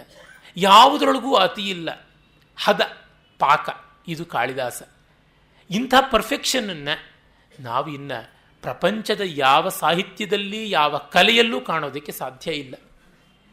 ಈಗ ನಮ್ಮ ಎದುರಿಗೆ ಕೆಲವರು ಕಾಣಿಸ್ತಾರೆ ಅಂತ ಇಟ್ಕೊಳ್ಳಿ, ಪದ್ಮಾ ಸುಬ್ರಹ್ಮಣ್ಯ ಅಂತವರ ಕಲೆಯಲ್ಲಿ ಕಾಳಿದಾಸನ ಕಾವ್ಯ ಕಾಣ್ತೀನಿ ಅಂತ. ಆದರೂ ಆ ಕಾಳಿದಾಸನ ಒಂದು ಮಹಾ ಅಮರಗಂಗಾ ಪ್ರವಾಹದಲ್ಲಿ ಬೇರೆಯವರ ಕಲೆಗಳ ಕೌಶಲದ ಪಾರಿಪೂರ್ಣ್ಯ ಒಂದು ಅಲೆ ಇದ್ದಂತೆ, ಒಂದು ತರಂಗ ಇದ್ದಂತೆ ಅಷ್ಟೇನೆ ಅಂತ ಅನ್ಬೋದು. ಇಂತಹ ಕವಿ ಬರೆದದ್ದು ಎಷ್ಟೋ, ನಮ್ಮ ಪಾಲಿಗೆ ಉಳಿದದ್ದು 7. ಇವನ್ನ ಬರೆಯೋಕ್ಕೆ ಮುಂಚೆ ಬೇಕಾದಷ್ಟು ಪ್ರಯತ್ನ ಪಟ್ಟು ಬಿಸಾಡಿರಬೇಕು, ಗೊತ್ತಿಲ್ಲ. ಅವನ ಮಾನಸ ಪಥದಲ್ಲಿ ಎಷ್ಟೆಷ್ಟು ಅಪೂರ್ಣ ಕವಿತೆಗಳೋ, ಅವನಿಗೆ ಅತೃಪ್ತವಾದಂಥ ಕವಿತೆಗಳೋ ನಿರ್ಮಿತವಾಗಿ ಕುಸಿದು ಹೋದವೋ ನಮಗೆ ಗೊತ್ತಿಲ್ಲ. ಆದರೆ ನಮ್ಮ ಪಾಲಿಗೆ ಉಳಿದದ್ದು ಅವನ ಪ್ರತಿಭಾ ಪಟ್ಟಕದಿಂದ, ದ ಪ್ರಿಸಮ್ ಆಫ್ ಇಮ್ಯಾಜಿನೇಷನ್ನಿಂದ ಹೊರಬಂದಂಥ ಇಂದ್ರಚಾಪ ವರ್ಣದ ಸಪ್ತವರ್ಣದ ರಾಗೋಜ್ವಲವಾದ 7 ಕೃತಿಗಳು, 2 ಖಂಡಕಾವ್ಯ, 2 ಮಹಾಕಾವ್ಯ, 3 ನಾಟಕ. ಒಂದೊಂದು ಅವನ ಕೀರ್ತಿಯನ್ನು ಉಳಿಸುವುದರೊಳಗೆ ಅಸಾಮಾನ್ಯವಾದದ್ದು. ಇಡೀ ಪುರುಷಾರ್ಥ ಪ್ರತಿಪಾದಕತೆ ಅವನಲ್ಲಿ ಕಾಣುತ್ತದೆ. ಅವನು ಮೊತ್ತ ಮೊದಲು ಯೋಚನೆ ಮಾಡಿದ್ದಿಷ್ಟು: ಬೆಚ್ಚನೆಯ ಮನೆಯಾಗಿ ವೆಚ್ಚಕ್ಕೆ ಹೊನ್ನಾಗಿ ಇಚ್ಛೆಯರೆತ ಸತಿಯಿರಲು ಸ್ವರ್ಗಕ್ಕೆ ಕಿಚ್ಚು ಹಚ್ಚೆಂದ ಸರ್ವಜ್ಞಾನವ ಮಾತುಂಟಲ್ಲ, ಅದನ್ನು ಇಟ್ಟುಕೊಂಡಂತೆ ಮೇಘದೂತ. ಒಳ್ಳೆಯ ಅನುಕೂಲ ದಾಂಪತ್ಯ, ಒಳ್ಳೆಯ ನೆಲೆ, ಒಳ್ಳೆಯ ಹಿನ್ನೆಲೆ, ಇದರಲ್ಲಿ ಒಂದು ಕಡೆ ಇದ್ದು ಎಲ್ಲ ಕಾಲದ ವ್ಯತ್ಯಾಸಗಳನ್ನು ಗಮನಿಸೋಣ, ಆನಂದವಾಗಿರೋಣ ಅಂತ ಯುವ ದಂಪತಿಗಳ ಜೀವನೋಲ್ಲಾಸ ಎಲ್ಲವೂ ಚೆನ್ನಾಗಿರುವ ಏಷ ಮನುಷ್ಯಾನಂದ ಅಂತ ಬರುತ್ತಲ್ಲ, ಆ ರೀತಿಯಾದದ್ದನ್ನು ನೋಡ್ದ ಋತು ಸಂಹಾರದಲ್ಲಿ. ಅಲ್ಲಿ ಏನೋ ಒಂದು ಅಪೂರ್ಣತೆ ಇದೆ ಅಂತ ಅನ್ನಿಸ್ತೋ ಏನೋ. ಹಾಗಾಗಿ ಈ ಸಾಮಾನ್ಯ ಶ್ರೀಸಾಮಾನ್ಯನ ನೆಮ್ಮದಿಗಿಂತ ರಾಜನ ಐಸಿರಿ ಸಮೃದ್ಧಿ ಅದು ಹೆಚ್ಚಿರುತ್ತೆ ಅಂತ ಮಾಲವಿಕಾಗ್ನಿಮಿತ್ರದಲ್ಲಿ ಯೋಚನೆ ಮಾಡಿದ. ಒಬ್ಬ ಪತ್ನಿ ಸಾಕಾಗೋಲ್ಲ, ಇಬ್ಬರಿರಲಿ, ಇಬ್ಬರಿಗೆ ಮೇಲೊಂದಿಷ್ಟಿರಲಿ, ಮತ್ತೂ ಒಂದಷ್ಟಿರಲಿ ಅಂತ ಹೇಳಿ ಮೆಟೀರಿಯಲ್ ಅಫ್ಲೂಯೆನ್ಸನ್ನು ಹೆಚ್ಚು ಮಾಡಿಕೊಂಡಷ್ಟು, ಸಾಮ್ರಾಜ್ಯವನ್ನು ವಿಸ್ತರಿಸಿಕೊಂಡಷ್ಟು ಏನೇನು ಸಿಕ್ಕೀತು ಅಂತ ಹುಡುಕಿ ನೋಡೋ ಪ್ರಯತ್ನಪಟ್ಟ. ಅಲ್ಲಿ ಒಂದಷ್ಟು ಯಶ ಕಂಡ, ಸಾಕಾಗೋಲ್ಲ ಅಂತ ಅನ್ನಿಸ್ತು. ಮುಂದೆ ನೋಡಿದ, ಅರ್ಧ ಮನುಷ್ಯ ಅರ್ಧ ದೇವ, ಇದರ ಸಂತತಿ ಆದರೆ ಡೆಮಿಗಾಡ್ನ ಒಂದು ಹಂತಕ್ಕೆ ಬಂದರೆ, ಅಂದರೆ ಅರ್ಧ ಮನುಷ್ಯ ಅರ್ಧ ಮಾನವನ ದೇವಮಾನವನ ಸ್ಥಿತಿಗೆ ಬಂದರೆ ಏನಾದೀತು ಅಂತ ನೋಡಿ ವಿಕ್ರಮೋರ್ವಶೀಯದಲ್ಲಿ ಸಾಕ್ಷಾತ್ ಚಂದ್ರನ ಮಗ ಬುಧನ ಮಗನಾದ ಪುರೂರವ, ಹಾಗೆ ಇಲ ಮಹಾರಾಜನ ಮಗ, ಇವರಿಬ್ಬರ ಸಂತಾನವಾದ ಪುರೂರವ, ಇಲ ಮತ್ತು ಬುಧರ ಸಂತಾನ ಪುರೂರವನ್ನು ನೋಡಿದ. ಅಲ್ಲಿಯ ಭೋಗಕ್ಕೆ ಆಸ್ಪದವಾಗುವ ವಸ್ತು ಮಾಲವಿಕೆಯಂತೆ ಒಬ್ಬ ಭೂತಳದ ರಾಜಕನ್ಯೆ, ವಿದರ್ಭ ರಾಜಪುತ್ರಿ, ವೈದರ್ಭ ಶೈಲಿಯ, ವೈದರ್ಭಿ ಅಲ್ಲ, ಸಾಕ್ಷಾತ್ ನಾರಾಯಣಾಂಕ ಸಮುದ್ಭವೇ ಉರ್ವಶಿ ಅಂತ ನೋಡಿದ. ಅಲ್ಲಿಯೂ ಅಂಥ ಪೂರ್ಣತೆ ಕಾಣಲಿಲ್ವೇನೋ. ಇದು ಪೂರ್ಣವಾಗಿ ದೇವಪ್ರಪಂಚಕ್ಕೆ ಹೋಗೋಣ ಅಂತ ಅನ್ನಿಸ್ತು. ನಮ್ಮ ತೈತ್ತಿರೀಯ ಉಪನಿಷತ್ನಲ್ಲಿ ಏಷ ಮಾನುಷಾನಂದ, ಏಷ ಮನುಷ್ಯ ಗಂಧರ್ವಾಣಾಮಾನಂದ ಅಂತ ಬರುತ್ತಲ್ಲ, ಹಾಗೆ ಗಂಧರ್ವ, ಯಕ್ಷ, ಗುಹ್ಯಕ, ಸಿದ್ಧ ಅನ್ನುವಂತೆ ಯಕ್ಷಲೋಕವನ್ನು ಕಂಡ. ಆ ಯಕ್ಷಲೋಕದ್ದೇ ಮೇಘದೂತ. ಈ ಯಕ್ಷಲೋಕದಲ್ಲಿಯೂ ಎಷ್ಟರ ಮಟ್ಟಿಗೆ ಆನಂದ ಇದ್ದೀತು, ಅರ್ಥ ಕಾಮ ಧರ್ಮಾದಿಗಳು ಎಷ್ಟರ ಮಟ್ಟಿಗೆ ಪ್ರವಹಿಸಿಯಾವು ಅಂತ ಕಂಡು ಅಲ್ಲಿಯೂ ಒಂದಷ್ಟು ಅವನಿಗೆ ಅಪೂರ್ಣತೆ ಕಾಣಿಸ್ತೋ ಏನೋ. ಒಡನೆ ಇಡೀ ಜಗತ್ತಿನ ತಂದೆ ತಾಯಿಗಳನ್ನೇ ಕುರಿತು ಚಿತ್ರಿಸೋಣ, ಅದಕ್ಕಿಂತ ಮಿಗಿಲಿಲ್ಲ ಅಂತ ಪಾರ್ವತೀ ಪರಮೇಶ್ವರರನ್ನು ಇಟ್ಟುಕೊಂಡ. ಅಲ್ಲಿ ಅವನಿಗೆ ಸಿದ್ಧಿಸಿತು. ಇದು ಕಂಡಿತು. ಸಬ್ಲಿಮೇಷನ್ ಆಫ್ ಕಾಮ ಈಸ್ ನಥಿಂಗ್ ಬಟ್ ಮೋಕ್ಷ ಅಂತ. ಕಾಮದ ಅಧ್ಯಾತ್ಮೀಕರಣ ಅದು ಮೋಕ್ಷ. ಅಂದರೆ ಬಯಕೆಗಳನ್ನು ನಾಶ ಮಾಡಿಕೊಳ್ಳೋದಲ್ಲ, ಬಯಕೆಗಳನ್ನು ಎಲ್ಲವನ್ನಾಗಿಸಿಕೊಳ್ಳುವುದು. ಕರ್ತವ್ಯೋ ತ್ಯಕ್ತವ್ಯೋ ಮಮಕಾರ ತ್ಯಕ್ತುಂ ಯದಿ ಶಕ್ಯತೆ ನಾಸೌ ಕರ್ತವ್ಯೋ ಮಮಕಾರ ಕಿಂತು ಸರ್ವತ್ರ ಕರ್ತವ್ಯ ಅಂತ ದೇಹವನ್ನು ಒಣಗಿಸಿಕೊಳ್ಳುವುದಲ್ಲ, ದೇಹವನ್ನು ಸೊರಗಿಸಿಕೊಳ್ಳುವುದಲ್ಲ, ಹಾಗೆಂತ ಕೊಬ್ಬಿಸಿಕೊಳ್ಳುವುದೂ ಅಲ್ಲ. ಹಾಗಾಗಿ ಬಯಕೆಯ ಆಕೃತಿಯನ್ನು ಸುಟ್ಟು ಬಯಕೆಯ ಆಶಯವನ್ನು ಇಟ್ಟುಕೊಳ್ಬೇಕು. Burn the form of desire, then desire will be sublimated to formless metaform ಅದು ಅಲೌಕಿಕತೆ ಅನ್ನುವ ದೃಷ್ಟಿಯಿಂದ ಕಾಮನನ್ನ ಸುಟ್ಟ ಅಂಗನಾದ ಸಾಂಗನಾದ ಮನ್ಮಥ ಅನಂಗನಾದ ಬ್ಯೂಟಿ ಬಿಯಾಂಡ್ ಬಾಡಿ, ಸೌಂದರ್ಯ ದೇಹಾತೀತ ಆತ್ಮ ಸೌಂದರ್ಯ ಅನ್ನುವ ಜ್ಞಾನೋದಯವಾಯಿತು. ಕಾಮ ಅರ್ಥಗಳ ಸ್ಥಾನ ಎಲ್ಲಿ ಅಂತನ್ನುವುದನ್ನು ತೀರ್ಮಾನ ಮಾಡಿಕೊಂಡ ಋಷಿಯಾದ ಕುಮಾರ ಸಂಭವದಲ್ಲಿ ಮಂತ್ರದ್ರಷ್ಟಾರನಾದ, ಮೇಘದೂತದಲ್ಲಿ ಋಷಿಕಲ್ಪನಾದ. ಆಮೇಲೆ ಅದಕ್ಕೊಂದು ಅಪ್ಲಿಕೇಶನ್ ಮಾಡಬೇಕಾದ ಒಂದು ಪ್ರಾಂತ ಬೇಕಾಯಿತು. ಅದಕ್ಕಾಗಿ ಒಂದು ಕೇಸ್ ಸ್ಟಡಿಯಂತೆ ಶಾಕುಂತಲ ನೋಡಿದ. ಇಲ್ಲಿ ಮತ್ತೆ ಅವನಿಗೆ ತನ್ನ ದರ್ಶನ ಸರಿಯಾಗಿದೆ ಅನ್ನುವಂಥ ಪ್ರಾಯೋಗಿಕವಾದ ಸಿದ್ಧಿ ಕಾಣಿಸ್ತು. ಇನ್ನು ಅದನ್ನು ವಿಶ್ವಜನೀನವಾಗಿ ಒಂದು ಮಂತ್ರವಾಗಿ ಮಾಡಬೇಕು. ಮಂತ್ರ ದ್ರಷ್ಟಾರನಾದವನು ಮಂತ್ರ ವಕ್ತಾರನಾಗ್ತಾನಲ್ಲ, ಆ ಸ್ಥಿತಿಯಲ್ಲಿ ರಘುವಂಶ ಬರೆದ. ರಘುವಂಶದಲ್ಲಿ ತಾನು ಪುರುಷಾರ್ಥ ಮೌಲ್ಯವನ್ನು ಹೇಗೆ ಕಂಡುಕೊಂಡೆ ಅಂದರೆ, ಕಾಮವನ್ನು ತಳ್ಳಿ ಹಾಕುವುದರಿಂದ ಅಲ್ಲ, ಅದನ್ನು ಎದುರಿಸುವುದರಿಂದ, ಎದುರಿಸಿ ನಿಯಂತ್ರಣ ಮಾಡುವುದರಿಂದ ನಮಗೆ ನೆಮ್ಮದಿ ಉಂಟು. ಆ ನಿಯಂತ್ರಣಕ್ಕಾಗಿ ಇರುವುದು ಧರ್ಮ. ನಮಗೆ ಅಲ್ಲಿ ಸದಾಕಾಲದ ಬೆಂಬಲ ಆತ್ಮಶ್ರೀಯಾದ ಮೋಕ್ಷ ಅನ್ನುವ ದೃಷ್ಟಿ ಇಟ್ಟುಕೊಂಡ. ಹೀಗೆ ಕಾಳಿದಾಸನ 7 ಕೃತಿಗಳ ವಿಕಾಸ ಇರಬಹುದು ಅಂತ ನನಗನ್ಸುತ್ತೆ. ಇದರೊಳಗೆ ಅವನು ಕವಿಯಾದವನು ಋಷಿಕಲ್ಪನಾಗುವ ಹಂತದ್ದು ಮೇಘದೂತ. ಈ ಋಷಿಕಲ್ಪ ಅನ್ನುವುದು ಒಂಥರ ಹೊಸಲಿದ್ದಂತೆ. ಇತ್ತ ಕವಿ ಅತ್ತ ಋಷಿ ಇಬ್ಬರ ನಡುವಣ ಆ ಒಂದು ಸಂಧಿಸ್ಥಾನ ಅತ್ಯಂತ ಸುಂದರವಾದದ್ದು. ಆ ಸೌಂದರ್ಯದ ಪರಾಕಾಷ್ಠೆಯನ್ನು ಮೇಘದೂತದಲ್ಲಿ ಕಾಣ್ತಾ ಇದ್ದೀವಿ. ಇದರ ಬಗ್ಗೆ ಬೇಕಾದಷ್ಟು ನಮ್ಮ ಪರಂಪರೆ ಕೊಂಡಾಡಿದೆ, ಗೌರವಿಸಿದೆ. ಸುಮಾರು 1500 ವರ್ಷಗಳಿಂದ ಮುಕ್ತಕಂಠದಿಂದ ಈ ಮೇಘದೂತಕಾರನನ್ನು ಕೊಂಡಾಡ್ತಾ ಬಂದಿದ್ದಾರೆ. ಇದೊಂದು ಬರೆದಿದ್ದರೂ ಕಾಳಿದಾಸನ ಖ್ಯಾತಿಗೆ ಯಾವ ಕೊರತೆಯೂ ಆಗ್ತಾ ಇರಲಿಲ್ಲ ಅಂತನ್ಸುತ್ತೆ. ಈ ಬಗೆಗೆ ರವೀಂದ್ರನಾಥ್ ಟ್ಯಾಗೂರರು ಹೇಳಿರುವ ಕೆಲವು ಮಾತುಗಳನ್ನು ಓದಿಬಿಡ್ತೀನಿ. ಒಬ್ಬ ಕವೀಂದ್ರನ ಬಗ್ಗೆ ಮತ್ತೊಬ್ಬ ಕವೀಂದ್ರನ ಮಾತು ಹೆಚ್ಚು ಸರಿಯಾಗಿರುತ್ತೆ ಅಂತನ್ಸುತ್ತೆ. ಅವರು ಹೇಳ್ತಾರೆ, ರಾಮಗಿರಿಯಿಂದ ಹಿಮಾಲಯದವರೆಗೆ ಇರುವ ಯಾವ ಪ್ರಾಚೀನ ಭರತ ಖಂಡದ ಮಾರ್ಗವಾಗಿ ಮೇಘದೂತದ ಮಂದಾಕ್ರಾಂತ ಛಂದಸ್ಸಿನಲ್ಲಿ ಒಂದು ಜೀವನ ಪ್ರವಾಹವು ಹರಿಯಿತೋ, ಆ ಪ್ರದೇಶದಿಂದ ನಾವು ವರ್ಷಕಾಲದ ಮಟ್ಟಿಗೆ ಅಲ್ಲದೆ ಶಾಶ್ವತವಾಗಿ ಗಡೀಪಾರಾಗಿ ಬಿಟ್ಟಿದ್ದೇವೆ ಅಂತ. ಯಕ್ಷ ಅವನು ಯಾವನೋ ಕಶ್ಚಿದ್ಯಕ್ಷ. 1 ವರ್ಷ ಕಾಲ ತನ್ನ ಶಕ್ತಿ ಪ್ರಭಾವಗಳಿಂದ ದೂರವಾಗಿ ಯಕ್ಷಲೋಕವಾದ ಅಲಕಾವತಿಯಿಂದ ಕುಬೇರನ ಶಾಪದ ಕಾರಣ, ಆಗ್ರಹದ ಕಾರಣ ಭೂಮಿಗೆ ಬಂದು ಬೀಳಬೇಕಾಯಿತು. ಅವನು 1 ವರ್ಷ ಕಾಲ ಮಾತ್ರ ದಿವ್ಯಲೋಕದಿಂದ ಗಡೀಪಾರಾದ. ನಾವು ಕಾಳಿದಾಸನ ದಿವ್ಯಲೋಕದಿಂದ ಶಾಶ್ವತವಾಗಿ ಗಡೀಪಾರಾಗಿದ್ದೀವಿ ಅಂತ ಕವೀಂದ್ರರು ಹೇಳ್ತಾರೆ. ಯಾವ ಪ್ರಾಂತದ ಉಪವನದಲ್ಲಿ ಕೇದಿಗೆಗಳ ಮೆಳೆಗಳಿದ್ದವೋ, ಎಲ್ಲಿ ಸಾಲು ಮರಗಳಲ್ಲಿ ಮಳೆಗಾಲಕ್ಕೆ ಮುಂಚೆ ಗ್ರಾಮ ಪಕ್ಷಿಗಳು ಗೂಡು ಕಟ್ಟುವ ಕೆಲಸ ಮಾಡುತ್ತಿದ್ದವೋ, ಎಲ್ಲಿ ಗ್ರಾಮ ಪ್ರಾಂತದ ನೇರಳೆ ತೋಪಿನಲ್ಲಿ ಫಲಗಳು ಮಾಗಿ ಮೇಘದಂತೆ ಕಪ್ಪಾಗುತ್ತಿದ್ದವೋ, ಆ ದಶಾರ್ಣ ಎಲ್ಲಿ ಹೋಯಿತು? ದಶಾರ್ಣದ ವರ್ಣನೆ ಕಾಳಿದಾಸ ಮಾಡ್ತಾನೆ ಮೇಘದೂತದಲ್ಲಿ. ಅದರ ರಾಜಧಾನಿಯಾದ ಅವಂತಿಯಲ್ಲಿ ಅಂದರೆ ಉಜ್ಜಯಿನಿಯಲ್ಲಿ ಉದಯನ ವಾಸವದತ್ತೆಯರ ಕಥೆಯನ್ನು ಹೇಳುತ್ತಿದ್ದ ಗ್ರಾಮವೃದ್ಧರಾದರೂ ಎಲ್ಲಿ? ಆ ಶಿಪ್ರಾ ತೀರದ ಉಜ್ಜಯಿನಿಯೋ, ಅದರ ಅತಿಶಯವಾದ ಸೌಂದರ್ಯವೋ, ಅದರ ಅಗಾಧವಾದ ಐಶ್ವರ್ಯವೋ ಅವೆಲ್ಲ ಇದ್ದುವು. ಆದರೆ ಅಂದು ಅವೆಲ್ಲ ನಮ್ಮ ಸ್ಮೃತಿಯಲ್ಲಿ ವಿಸ್ತಾರವಾದ ವಿವರಣೆಯಿಂದ ಭಾರಯಿಸಿವೆ. ಆ ಪಟ್ಟಣದ ಹೆಂಗಸರು ಕೇಶ ಸಂಸ್ಕಾರಕ್ಕೆ ಉಪಯೋಗಿಸುವ ಧೂಪವು ಅವರ ಮಹಡಿಯ ಕಿಟಕಿಗಳಿಂದ ಮೇಲಕ್ಕೆ ಏಳುತ್ತಿರಲು ನಮಗೆ ಒಂದು ಸ್ವಲ್ಪ ಅದರ ಸುವಾಸನೆ ಬರುತ್ತದೆ ಅಷ್ಟೇ. ಜಾಲೋದ್ಗೀರ್ಣೈರುಪಚಿತ ವಪುಹು ಕೇಶ ಸಂಸ್ಕಾರ ಧೂಪೈಹಿ ಅಂತ ಹೇಳ್ತಾನೆ. ಆ ಜಾಲಂಧ್ರಗಳಿಂದ ಅದೇ ಆಕಾರ ತಾಳಿದಂತೆ ಧೂಪ ಅಲೆಯಲಿಯಾಗಿ ಹೋಗುವಂಥದ್ದು ಇದೆಯಲ್ಲ, ಅದರ ಘಮಲು, ನವರು, ನಾಜೂಕು, ಆ ಕಲ್ಪನೆ, ಅದರ ಸ್ವಲ್ಪ ಪರಿಮಳ ಮಾತ್ರ ನಮಗಿದೆ. ಕಾಳಿದಾಸನ ಲೋಕ ದೂರವಾಗಿಬಿಟ್ಟಿದೆ. ಅಂಧಕಾರದ ರಾತ್ರಿಯಲ್ಲಿ ಭುವನ ಶಿಖರದ ಮೇಲೆ ಪಾರಾವತ ಅಂದರೆ ಪಾರಿವಾಳ ಪಕ್ಷಿಗಳು ನಿದ್ರಿಸುತ್ತಿರಲು ಅಷ್ಟು ದೊಡ್ಡ ತುಂಬಿದ ಊರು, ರಸ್ತೆಗಳಲ್ಲಿ ಒಬ್ಬರೂ ಇಲ್ಲದೆ ಬರಿದಾಗಿ ಗಾಢ ನಿದ್ರೆಯಲ್ಲಿರುವುದು ಮನಸ್ಸಿಗೆ ಗೋಚರವಾಗುತ್ತದೆ. ಬಾಗಿಲು ಮುಚ್ಚಿಕೊಂಡು ನಿದ್ರಿಸುತ್ತಿರುವ ಸೌಧಗಳುಳ್ಳ ಆ ರಾಜಧಾನಿಯ ನಿರ್ಜನ ಪಥಗಳಲ್ಲಿ ಅಂಧಕಾರದೊಳಗೆ ಕಂಪಿತ ಹೃದಯಗಳಾಗಿ ಆಕುಲತೆಯಿಂದ ಹೆಜ್ಜೆಯನ್ನು ಇಡುತ್ತಾ ಹೋಗುವ ಅಭಿಸಾರಿಕೆಯು ಒಂದು ನೆರಳಿನಂತೆ ನಮ್ಮ ಕಣ್ಣಿಗೆ ಬೀಳುತ್ತಾಳೆ ಅಂತ. ಗಚ್ಚಂತೀನಾಂ ರಮಣ ವಸತಿಂ ಅಂತ ಅಲ್ಲಿ ಬರುತ್ತೆ. ಪ್ರಿಯಗರನ್ನು ಹುಡುಕಿಕೊಂಡು ಹೋಗುವ ಅಭಿಸಾರಿಕೆಯರು ಹೇಗೆ ಕಾಣಿಸ್ತಾ ಇದ್ರು ಅಂತಂದರೆ ಮಿಂಚಿನಂತೆ ಹೋಗ್ತಾ ಇದ್ರು. ಅವರ ದಾರಿಯಲ್ಲಿ ಮೇಘ ಗುಡುಗಿದೆ, ಮಿಂಚನ್ನು ಮಾತ್ರ ತೋರಿಸಿ, ಗುಡುಗಿಲ್ಲದೆ ಮಿಂಚು ತೋರಿಸಿ ಅವರ ದಾರಿಯನ್ನು ಸುಗಮ ಮಾಡಬೇಕು ಅಂತೆಲ್ಲ ಕವಿ ಕೇಳ್ತಾನೆ. ಆ ಅಭಿಸಾರಿಕೆಯರ ನೆನಪು ನಮಗಾಗುತ್ತೆ. ಅದನ್ನು ನೋಡಿ ಅವಳ ಹೆಜ್ಜೆಯ ಹತ್ತಿರ ಒರೆಗಲ್ಲಿನ ಕನಕರೇಖೆಯಂತೆ ಸ್ವಲ್ಪ ಬೆಳಕನ್ನು ಉಂಟು ಮಾಡಬಹುದಿತ್ತು ಎಂದು ಎಂದುಕೊಳ್ಳುತ್ತೇವೆ. ಆ ಪ್ರಾಚೀನ ಭರತಖಂಡದ ನದಿ ನಗರಿಗಳ ಹೆಸರುಗಳು ಕೂಡ ಎಷ್ಟು ಸುಂದರ. ಅವಂತಿ, ವಿದಿಶಾ, ಉಜ್ಜಯಿನಿ, ರೇವ, ಶಿಪ್ರ, ವೇತ್ರವತಿ, ಗಂಭೀರ ಎಷ್ಟು ಸೊಗಸಾದವು. ಇವತ್ತು ನಮ್ಮ ದಟ್ಟ ದಾರಿದ್ರ್ಯ ಯಾವ ಮಟ್ಟಕ್ಕೆ ಬಂದಿದೆ ಅಂತಂದರೆ ಒಳ್ಳೆಯ ಹೆಸರಿಗೂ ದಾರಿದ್ರ್ಯವಾಗಿದೆ. ಮನೆಗಳಿಗೆ, ಮಕ್ಕಳಿಗೆ, ಪುಸ್ತಕಗಳಿಗೆ, ಬೀದಿಗಳಿಗೆ, ಭವನಗಳಿಗೆ ಈ ಥರ ಹೆಸರುಗಳನ್ನಾದರೂ ಇಟ್ಕೊಳ್ಬಾರ್ದ ಏನೋ. ಅದನ್ನು ಆಗಲೇ ಸುಮಾರು 100 ವರ್ಷಗಳ ಕೆಳಗೆ ರವೀಂದ್ರನಾಥ್ ಠಾಗೂರ್ ಬೇಸರ ಪಟ್ಟುಕೊಳ್ತಾರೆ. ಈ ಹೆಸರುಗಳಲ್ಲಿ ಏನೋ ಒಂದು ವಿಧವಾದ ಕಾಂತಿಯೂ ಸಂಭ್ರಮವೂ ಶುಭ್ರತೆಯೂ ಇವೆ.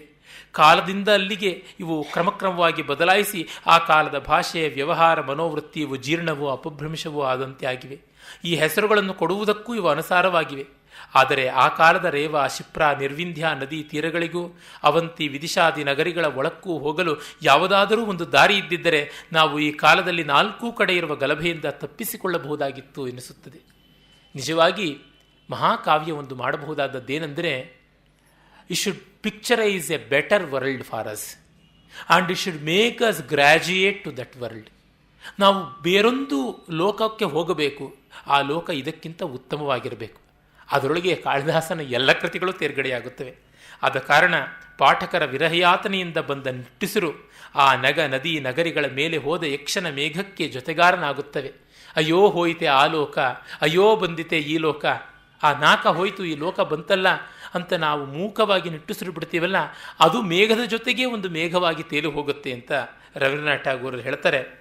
ಯಾವ ದೇಶದಲ್ಲಿ ಗ್ರಾಮಸ್ತ್ರೀಯರ ಪ್ರೀತಿ ಸ್ನಿಗ್ಧ ಲೋಚನವು ಭ್ರೂವಿಲಾಸವನ್ನು ಕಲಿತಿರಲಿಲ್ಲವೋ ಅವನು ಹೇಳ್ತಾನೆ, ಜನಪದವಧೂ ವಿಭ್ರಮೈಹಿ ಭ್ರೂವಿಲಾಸಾನಭಿಜ್ಞೈಹಿ.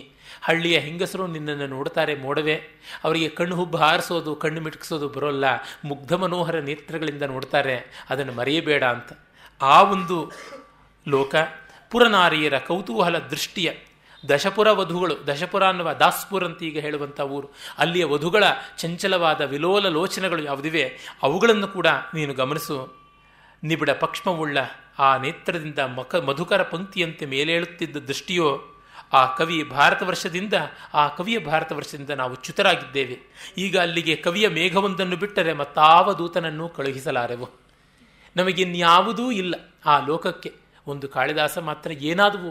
ಸಾರಮ್ಯ ನಗರಿ ಮಹಾನ್ ಸನೃಪತಿ ಸಾವಂತ ಚಕ್ರಂಚ ತತ್ ಪಾರ್ಶ್ವೇ ತಸ್ಯ ಚ ಸಾ ವಿದಗ್ಧ ಪರಿಷತ್ ತಾಶ್ಚಂದ್ರ ಬಿಂಬಾನನ ಉದ್ವೃತ್ತಂ ಸಚ ರಾಜಪುತ್ರನಿವ ಹಸ್ತೆ ಬಂದಿನಸ್ತಾಕಥಾ ಸರ್ವಂ ಯಸ್ಯ ವಶಾದಗಾತ್ ಸ್ಮೃತಿಪಥಂ ಕಾಲಾಯ ತಸ್ಮೈ ನಮಃ. ಆ ರಮಣೀಯವಾದ ನಗರ, ಆ ಮಹಾಂತನಾದ ರಾಜ, ಅವನ ಸಾಮಂತ ಪರಿವಾರ ಮದೋದ್ಧತರಾಗಿ, ಆದರೆ ಅವರ ಕೊಬ್ಬಿನಲ್ಲಿಯೂ ಸೊಗಸಿದ್ದಂತಹ ರಾಜಪುತ್ರರ ಯೌವನದ ಠೇಂಕಾರಗಳು, ಅಲ್ಲಿದ್ದ ವಿಲಾಸವತಿಯರ ನರ್ತಕಿಯರ ಹಾವಭಾವ ವಿಲಾಸ ಬಿಬ್ಬೋಕ ವಿಭ್ರಮ ಆ ವಯ್ಯಾರಗಳು, ಮತ್ತು ಅಲ್ಲಿಯ ಕವಿಗಳ ವಿದಗ್ಧವಾದ ಚಮತ್ಕಾರ, ಅವುಗಳ ಕಾವ್ಯ ವೈಚಿತ್ರ್ಯ, ಚಾಟುಪದ್ಯಗಳ ರಮಣೀಯತೆ, ಮಾತಿನ ಕೊಂಕು ಬೆಡಂಗು, ಇವೆಲ್ಲ ಎಲ್ಲಿಗೆ ಹೋದವು? ಎಲ್ಲ ಕೂಡ ನಮ್ಮ ಸ್ಮರಣೆಗೆ ಮಾತ್ರ ಉಳಿಯಿತು, ಒಂದನ್ನೂ ಉಳಿಸಲಿಲ್ಲ ಕಾಲ. ಅಂಥ ಕಾಲನಿಗೆ ನಮಸ್ಕಾರ ಅಂತ ಭರ್ತೃರು ಹೇಳಿದನಲ್ಲ, ಆ ಕಾಲನನ್ನು ಮೀರಿಸುವ ಶಕ್ತಿ ಕವಿಯ ವಾಣಿಗೆ ಇದೆ, ಅದು ಕಾಳಿದಾಸನಿಗಿದೆ. ಕಾಲಿನ್ ಅಂದರೆ ಕಾಲವನ್ನು ಯಾರು ಮುಷ್ಟಿಯೊಳಗೆ ಇಟ್ಟುಕೊಂಡಿದ್ದಾನೋ ಅವನು ಮಹಾದೇವ ಶಿವ, ಮಹಾಕಾಲ ಉಜ್ಜಯಿನಿಯ ಅಧೀಶ್ವರ, ಆತನ ದಾಸ. ಅವನಿಗೆ ಅಲ್ಲದೆ ಇನ್ಯಾರಿಗೆ ಇದು ಗೊತ್ತಾಗುತ್ತೆ? ಮನುಷ್ಯರು ಬಿಡಿಬಿಡಿಯಾದ ಒಂದು ದ್ವೀಪದ ಹಾಗೆ, ಅವರಲ್ಲಿ ಒಬ್ಬೊಬ್ಬರ ನಡುವೆಯೂ ಕಣ್ಣೀರಿನ ಅಪಾರ ಲವಣ ಸಮುದ್ರವಿದೆ ಎಂದು ಒಬ್ಬ ಆಂಗ್ಲೇಯ ಕವಿ ಹೇಳಿರುವುದು ನೆನಪಿಗೆ ಬರುತ್ತದೆ. ನಾವು ದೂರದಿಂದ ಒಬ್ಬರ ಕಡೆಗೊಬ್ಬರು ದೃಷ್ಟಿಸಿ ನೋಡಿದರೆ ಒಂದಾನೊಂದು ಕಾಲದಲ್ಲಿ ನಾವೆಲ್ಲರೂ ಒಂದೇ ಮಹಾದೇಶದಲ್ಲಿದ್ದೆವೆಂದು, ಈಗ ಯಾರೋ ಒಬ್ಬರ ಶಾಪದಿಂದ ಮಧ್ಯೆ ವಿಚ್ಛೇದ ವಿಲಾಪವು ರಾಶಿಯಾಗಿ ಉಕ್ಕಿ ಬಂದಿರುವುದೆಂದು ಬೋಧೆಯಾಗುತ್ತದೆ. ಇದು ಕಾಳಿದಾಸನ ಶಾಕುಂತಲದ ಒಂದು ಅದ್ಭುತ ಶ್ಲೋಕ. ರಮ್ಯಾಣಿ ವೀಕ್ಷ್ಯ ಮಧುರಂಶ್ಚ ನಿಶಮ್ಯ ಶಬ್ದಾನ್ ಪರ್ಯುತ್ಸುಕೀ ಭವತಿ ಯತ್ಸುಖಿತೋಪಿ ಜಂತು ತಚ್ಚೇತಸಾ ಸ್ಮರತಿ ನೂನಮಬೋಧಪೂರ್ವಂ ಭಾವಸ್ಥಿರಾಣಿ ಜನಾಂತರ ಸೌಹೃದಾನಿ. ರಮಣೀಯವಾದ ಹಾಡನ್ನು ಕೇಳಿದರೆ, ಸ್ಮರಣೀಯವಾದ ಕಾವ್ಯವನ್ನು ಓದಿದರೆ, ಆಸ್ವಾದ್ಯವಾದಂತಹ ಭಕ್ಷ್ಯ ಪೇಯ ಇವುಗಳನ್ನು ನಾವು ಆಸ್ವಾದಿಸಿದರೂ ಕೂಡ, ಒಳ್ಳೆಯ ನೃತ್ಯ ಚಿತ್ರ ಶಿಲ್ಪಗಳನ್ನು ಕಂಡಾಗಲೂ ನಮ್ಮ ಮನಸ್ಸು ಒಡನೆ ಸಂತೋಷಪಟ್ಟರೂ ಏನೋ ದುಃಖ ಇರುತ್ತೆ. ಅದರೊಳಗೂ ಈ ಕರ್ಮೇಂದ್ರಿಯಗಳಿಗಿಂತ ಜ್ಞಾನೇಂದ್ರಿಯಗಳಿಗೆ ರಂಜನೆ ಉಂಟು ಮಾಡುವ ವಸ್ತುಗಳಾದರೆ ಸಂಗೀತ, ನೃತ್ಯ, ಚಿತ್ರ, ಶಿಲ್ಪ, ಕಾವ್ಯಗಳನ್ನು ಆಸ್ವಾದಿಸುವಾಗ ಯತ್ ಸುಖಿತೋಪಿ ಜಂತು ಪರ್ಯುತ್ಸುಖಿ ಭವತಿ, ಡಿವೈನ್ ಡಿಜೆಕ್ಷನ್, ಮೆಲಂಕಲಿ, ಯಾವುದೋ ಒಂದು ಮೂಕ ಶೋಕ ಒಳಗೆ ಉಂಟಾಗುತ್ತೆ. ಅದು ಯಾಕೆ ಅಂದರೆ ಇದು ಶಾಶ್ವತವಲ್ವಲ್ಲ, ಹೊರಟೋಗ್ತಿದೆಯಲ್ಲ, ನಾವು ಎದ್ದು ಬರಬೇಕಲ್ಲ ಮತ್ತೆ ಎನ್ನುವ ಸಂಕಟ. ಮತ್ತು ಇನ್ನೊಂದು, ನಾವು ಮೊದಲು ಪೂರ್ಣರಾಗಿದ್ವಿ, ಆಮೇಲೂ ಪೂರ್ಣರೇ ಆಗ್ತೀವಿ. ಈ ಮಧ್ಯದ ಅವಾಂತರ ದಶೆಯಲ್ಲಿ ನಮಗೆ ಅಪೂರ್ಣತೆ ಬಂತಲ್ಲ. ಈಶ್ವರ ಸಾನ್ನಿಧ್ಯದಲ್ಲಿ ಪರಮಾತ್ಮನಲ್ಲಿದ್ದಾಗ ಪೂರ್ಣತೆ ಇತ್ತು, ಅವನನ್ನೇ ಹೋಗಿ ಸೇರುವಾಗ ಪೂರ್ಣತೆ ಇತ್ತು. ನೀರಿನ ಹನಿಗೆ ಸಮುದ್ರದಲ್ಲಿದ್ದಾಗ ಪೂರ್ಣತೆ, ಸಮುದ್ರ ಸೇರುವಾಗ ಇದ್ದ ಪೂರ್ಣತೆ ಮಳೆ ಹನಿಯಾಗಿದ್ದಾಗ ಇಲ್ಲ, ನದಿ, ತೊರೆ, ಜರಿ, ಜಲಾಶಯಗಳಲ್ಲಿದ್ದಾಗ ಇಲ್ಲವಲ್ಲ. ಈ ಮಧ್ಯ ಮಾರ್ಗದ ಅಪೂರ್ಣತೆಯನ್ನು ಕಂಡಾಗ ಅಯ್ಯೋ ಅದು ಹೋಯ್ತಲ್ಲ ಅಂತ.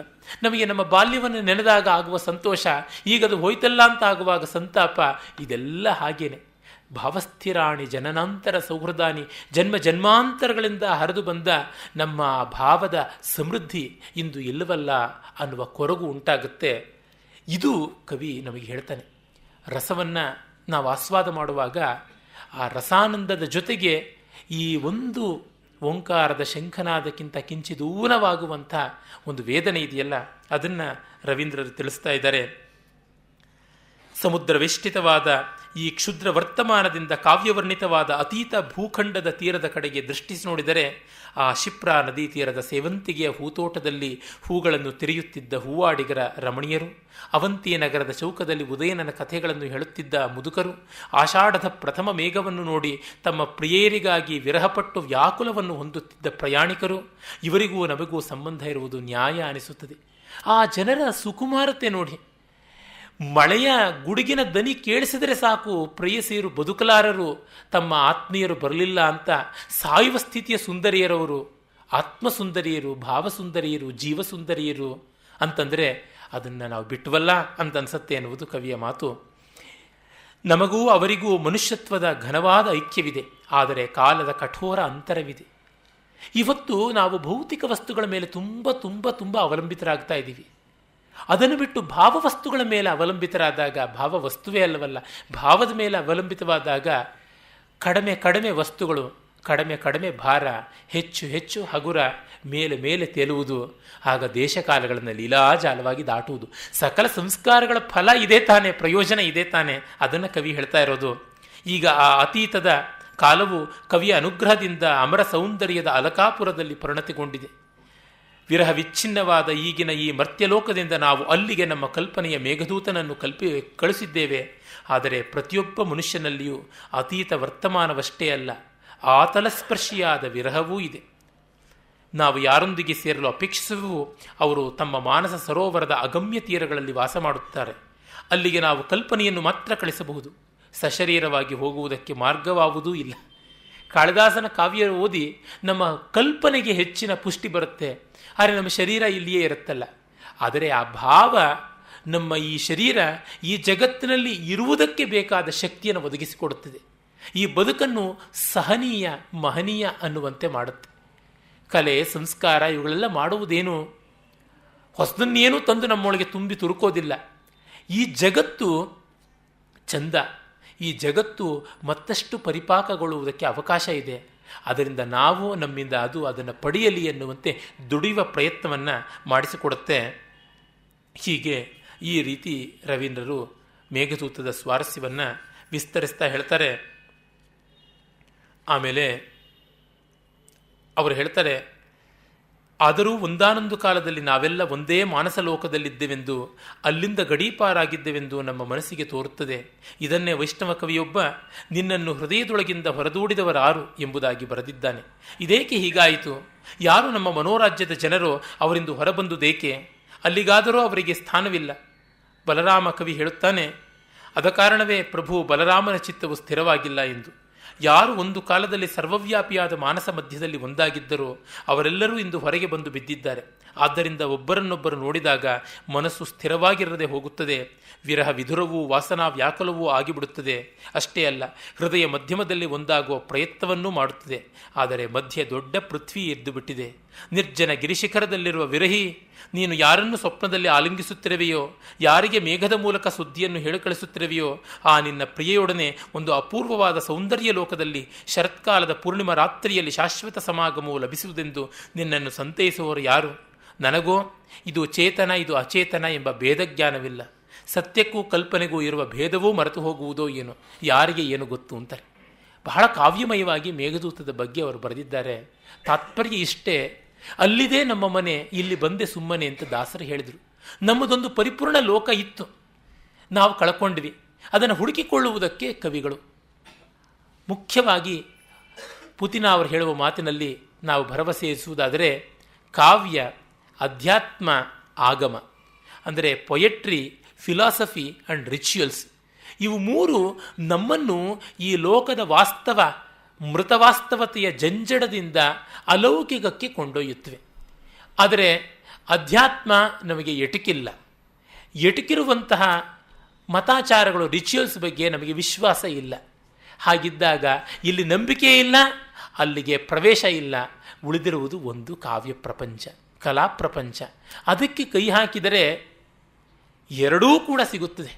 ಕಾರಣ, ಕಾವ್ಯ ಪ್ರಪಂಚದಲ್ಲಿಯೂ ಒಂದು ಸಮಯ ಅಂದರೆ ಒಂದು ಕನ್ವೆನ್ಷನ್, ಒಂದು ಆಚಾರ ಇದೆ. ಸಮಯಾಚಾರ, ವಾಮಾಚಾರ, ಸಮಯ, ಶಾಸ್ತ್ರ ಸಮಯ ಅಂತೆಲ್ಲ ಹೇಳೋದುಂಟು. ಸಮಯ ಅಂದರೆ ಒಂದು ಸಂಪ್ರದಾಯ ವ್ಯವಸ್ಥೆ ಅಂತ. ಕಾವ್ಯ ಸಮಯದಲ್ಲಿ ಕವಿ ಸಮಯ ಒಂದು ಬರುತ್ತೆ, ಪೊಯೆಟಿಕ್ ಕನ್ವೆನ್ಷನ್. ಹೀಗೆ ಕಾವ್ಯವ್ಯಾಸಂಗದಿಂದ ನಮಗೆ ನಮ್ಮ ರಿಚುವಲ್ ಸಂಸ್ಕಾರಗಳು, ಕರ್ಮಕಾಂಡವೂ ಕೂಡ ಆತ್ಮೀಯವಾಗುತ್ತೆ. ಕಾವ್ಯದಲ್ಲಿ ಆನಂದ ಇದೆ, ಬ್ರಹ್ಮಾಸ್ವಾದ ಸಹೋದರವಾದ ರಸ ಉಂಟು. ಆ ರಸದ ಮೂಲಕ ಅಧ್ಯಾತ್ಮದ ಕಡೆಗೆ ಕೂಡ ನಾವು ದಕ್ಕಿಸಿಕೊಳ್ತೀವಿ. ಶ್ರೀವೈಷ್ಣವ ತತ್ವದಲ್ಲಿ ಇದೊಂದು ತುಂಬ ಸುಂದರವಾದದ್ದುಂಟು. ಅವರು ರಿಚುವಲ್ನಲ್ಲಿಯೇ, ಶ್ರೀವೈಷ್ಣವ ಸಂಪ್ರದಾಯದಲ್ಲಿ ಕರ್ಮಕಾಂಡದಲ್ಲಿ, ಉಪಾಸನೆಯಲ್ಲಿಯೇ ಕಲೆಯನ್ನು ತೋರಿಸುವ ಪ್ರಯತ್ನ ಪಡ್ತಾರೆ. ತುಂಬ ಅದ್ಭುತವಾದ, ಮಹನೀಯವಾದದ್ದು. ಭಗವದ್ ರಾಮಾನುಜಾಚಾರ್ಯರು, ಆಳ್ವಾರುಗಳು ನಮಗೆ ಕೊಟ್ಟ ಕೊಡುಗೆ ಅಂಥದ್ದು. ಈ ಥರದ್ದು ಎಲ್ಲಿಯೂ ನಾವು ಹುಡುಕೋದಕ್ಕೆ ಸಾಧ್ಯ. ನನಗೆ ಏಕಕಾಲದಲ್ಲಿ ಕಾಣುವ ಒಂದು ವಿಭೂತಿಯ ಶ್ರೀವೈಷ್ಣವ ಆಚಾರ ಸಂಸ್ಕಾರಗಳಲ್ಲಿ ಕಾಣುವಂಥದ್ದು. ಹಾಗೆ ಶಾಂಕರ ವೇದಾಂತದಲ್ಲಿ ಆ ಒಂದು ಅಲೌಕಿಕತೆ ಕಾಣಿಸುತ್ತೆ. ಅದೇ ಥರ ಭಾರತೀಯ ಕಲೆಯಲ್ಲಿ ಕೂಡ ಕಾಣಿಸುತ್ತೆ. ಇವು ಮೂರೂ ಒಂದಕ್ಕೆ ಒಂದು ಪರಸ್ಪರ ಸಂಬಂಧ. ಶ್ರೀವೈಷ್ಣವದ ಮೂಲಕ ಎಲ್ಲ ದ್ವೈತ, ವಿಶಿಷ್ಟಾದ್ವೈತ, ದ್ವೈತಾದ್ವೈತ, ಭೇದಾಭೇದಾದಿ ಸಕಲ ಆಗಮಿಕ ಸಿದ್ಧಾಂತಗಳನ್ನು, ಶಂಕರರನ್ನು ಹೇಳುವ ಮೂಲಕ ಸಕಲ ತತ್ವವನ್ನು, ಕಾಳಿದಾಸನ್ನು ಹೇಳುವ ಮೂಲಕ ಸಕಲ ಕಾವ್ಯಾದಿ ಕಲೆಗಳನ್ನು ಸೇರಿಸ್ತಾ ಇದ್ದೀನಿ. ಇದು ಮೂರೂ ನಮಗುಂಟು, ಮೂರೂ ಬೇಕಾದಂಥದ್ದು. ಇದನ್ನು ಜಗತ್ತು ಪಡ್ಕೊಂಡ್ರೆ ಅದಕ್ಕೂ ಶಾಂತಿ, ಅದರ ಮೂಲಕ ನಮಗೂ ಶಾಂತಿ. ಈ ಒಂದು ಪ್ರಯತ್ನವೇ ಮೇಘದೂತ. ಮೇಘದೂತದ ವಸ್ತು ತುಂಬ ಚಿಕ್ಕದು. ಒಂದು ಸಾಲಲ್ಲಿ ಹೇಳೋದಿದ್ದರೆ, ಕುಬೇರನಿಂದ ದೂಷಿತನಾಗಿ ಶಾಪಗ್ರಸ್ತನಾದ ಯಕ್ಷ ಭೂಮಿಗೆ ಬಿದ್ದು 1 ವರ್ಷ ಒದ್ದಾಡ್ತಿದ್ದಾನೆ. ಮಳೆಗಾಲದ ಮೋಡವೊಂದು ಕಾಣಿಸ್ತು. ಮೋಡದ ಗುಡುಗನ್ನು ಕೇಳಿದ ತಕ್ಷಣ ಹರಿಣಾಕ್ಷಿಯರು, ಪೇಶಲ ಹೃದಯರು, ಆ ವಿಧುವದನೆಯರು, ಸ್ಮರಕದನೆಯರು ಅವರು ಸತ್ವೋಗ್ಬಿಡ್ತಾರೆ, ಬದುಕಲಾರರು. ಆ ಮೋಡದ ಗುಡುಗು ಅವರ ಹೃದಯದ ಪಾಲಿಗೆ ಮೃತ್ಯು ಭೇರಿಯಾಗುತ್ತೆ. ಹಾಗಿರುವಾಗ ಅವರಿಗೆ ನಾನು ಇದೀನಿ, ನೀನು ಹೆದರಬೇಡ ಅಂತ ಭರವಸೆಯನ್ನು ಕೊಡುವುದು ಯಾರು? ಅದಕ್ಕೆ ಇವನು ಕವಿ ಒಂದು ಮಾಡ್ತಾನೆ. ಕವಿ ಯಕ್ಷ ಕಳ್ಳನ ಕೈನಲ್ಲೇನೆ ದುಡ್ಡನ್ನು ಕೊಟ್ಟು ಕಳಿಸುವಂಥದ್ದು. ಅಂದರೆ ಮೋಡಕ್ಕೆ ನೀನು ಭರವಸೆಯ ಮಾತನ್ನು ಹೇಳು ಅಂತ ಹೇಳಿಬಿಟ್ರೆ ಆಯ್ತಲ್ಲ, ತೊಂದರೆ ಇಲ್ಲ, ಮೋಡನೂ ಕೇಳುತ್ತೆ. ಅದು ಆರ್ದ್ರ ಹೃದಯಿ ಅಲ್ವೇ, ರಸಾರ್ದ್ರ ಹೃದಯಿ, ಉನ್ನತ ಸಂಚಾರಿ, ಕೃಷ್ಣವರ್ಣ. ಹಾಗಾಗಿ ಕೃಷ್ಣನಂತೆ ವೇಣುಗಾನ ಲೋಲ, ಗೋಪೀ ರಮಣ, ಹೃದಯ ಸಂಪನ್ನ ಸೌಶೀಲ್ಯ ಅದು ಆಗುತ್ತೆ ಅಂತ ಕವಿಯ ಭಾವನೆ. ಯಕ್ಷ ಸಂದೇಶ ಕಳಿಸ್ತಾನೆ. ಕಳಿಸ್ಬೇಕಾದ್ರೆ ದಾರಿ ಗೊತ್ತಾಗಬೇಕಲ್ಲ, ದಾರಿಯನ್ನು ಹೇಳ್ತಾನೆ. ದಾರಿ ಆಯಿತು, ಇನ್ನು ಮನೆಯನ್ನು ಹೇಳಬೇಕಲ್ಲ, ಮನೆಯನ್ನು ಹೇಳ್ತಾನೆ. ಮನೆಯಲ್ಲಿ ಮನದನ್ನಿಯನ್ನು ತಿಳಿಸಬೇಕಲ್ಲ, ಮನದನ್ನಿಯನ್ನು ತಿಳಿಸ್ತಾನೆ. ಅವಳಿಗೆ ಏನನ್ನು ತಿಳಿಸಬೇಕು? ಆ ಸಂದೇಶಂ ಶ್ರೋಷ್ಯಸಿ ಶ್ರೋತ್ರಪೇಯಂ, ಕಿವಿಗೆ ಮಕರಂದವಾಗುವ ಅಮೃತಾಯಮಾನವಾದ ಸಂದೇಶವನ್ನು ಹೇಳ್ತೀನಿ ಅಂತ ಹೇಳಿಸ್ತಾನೆ.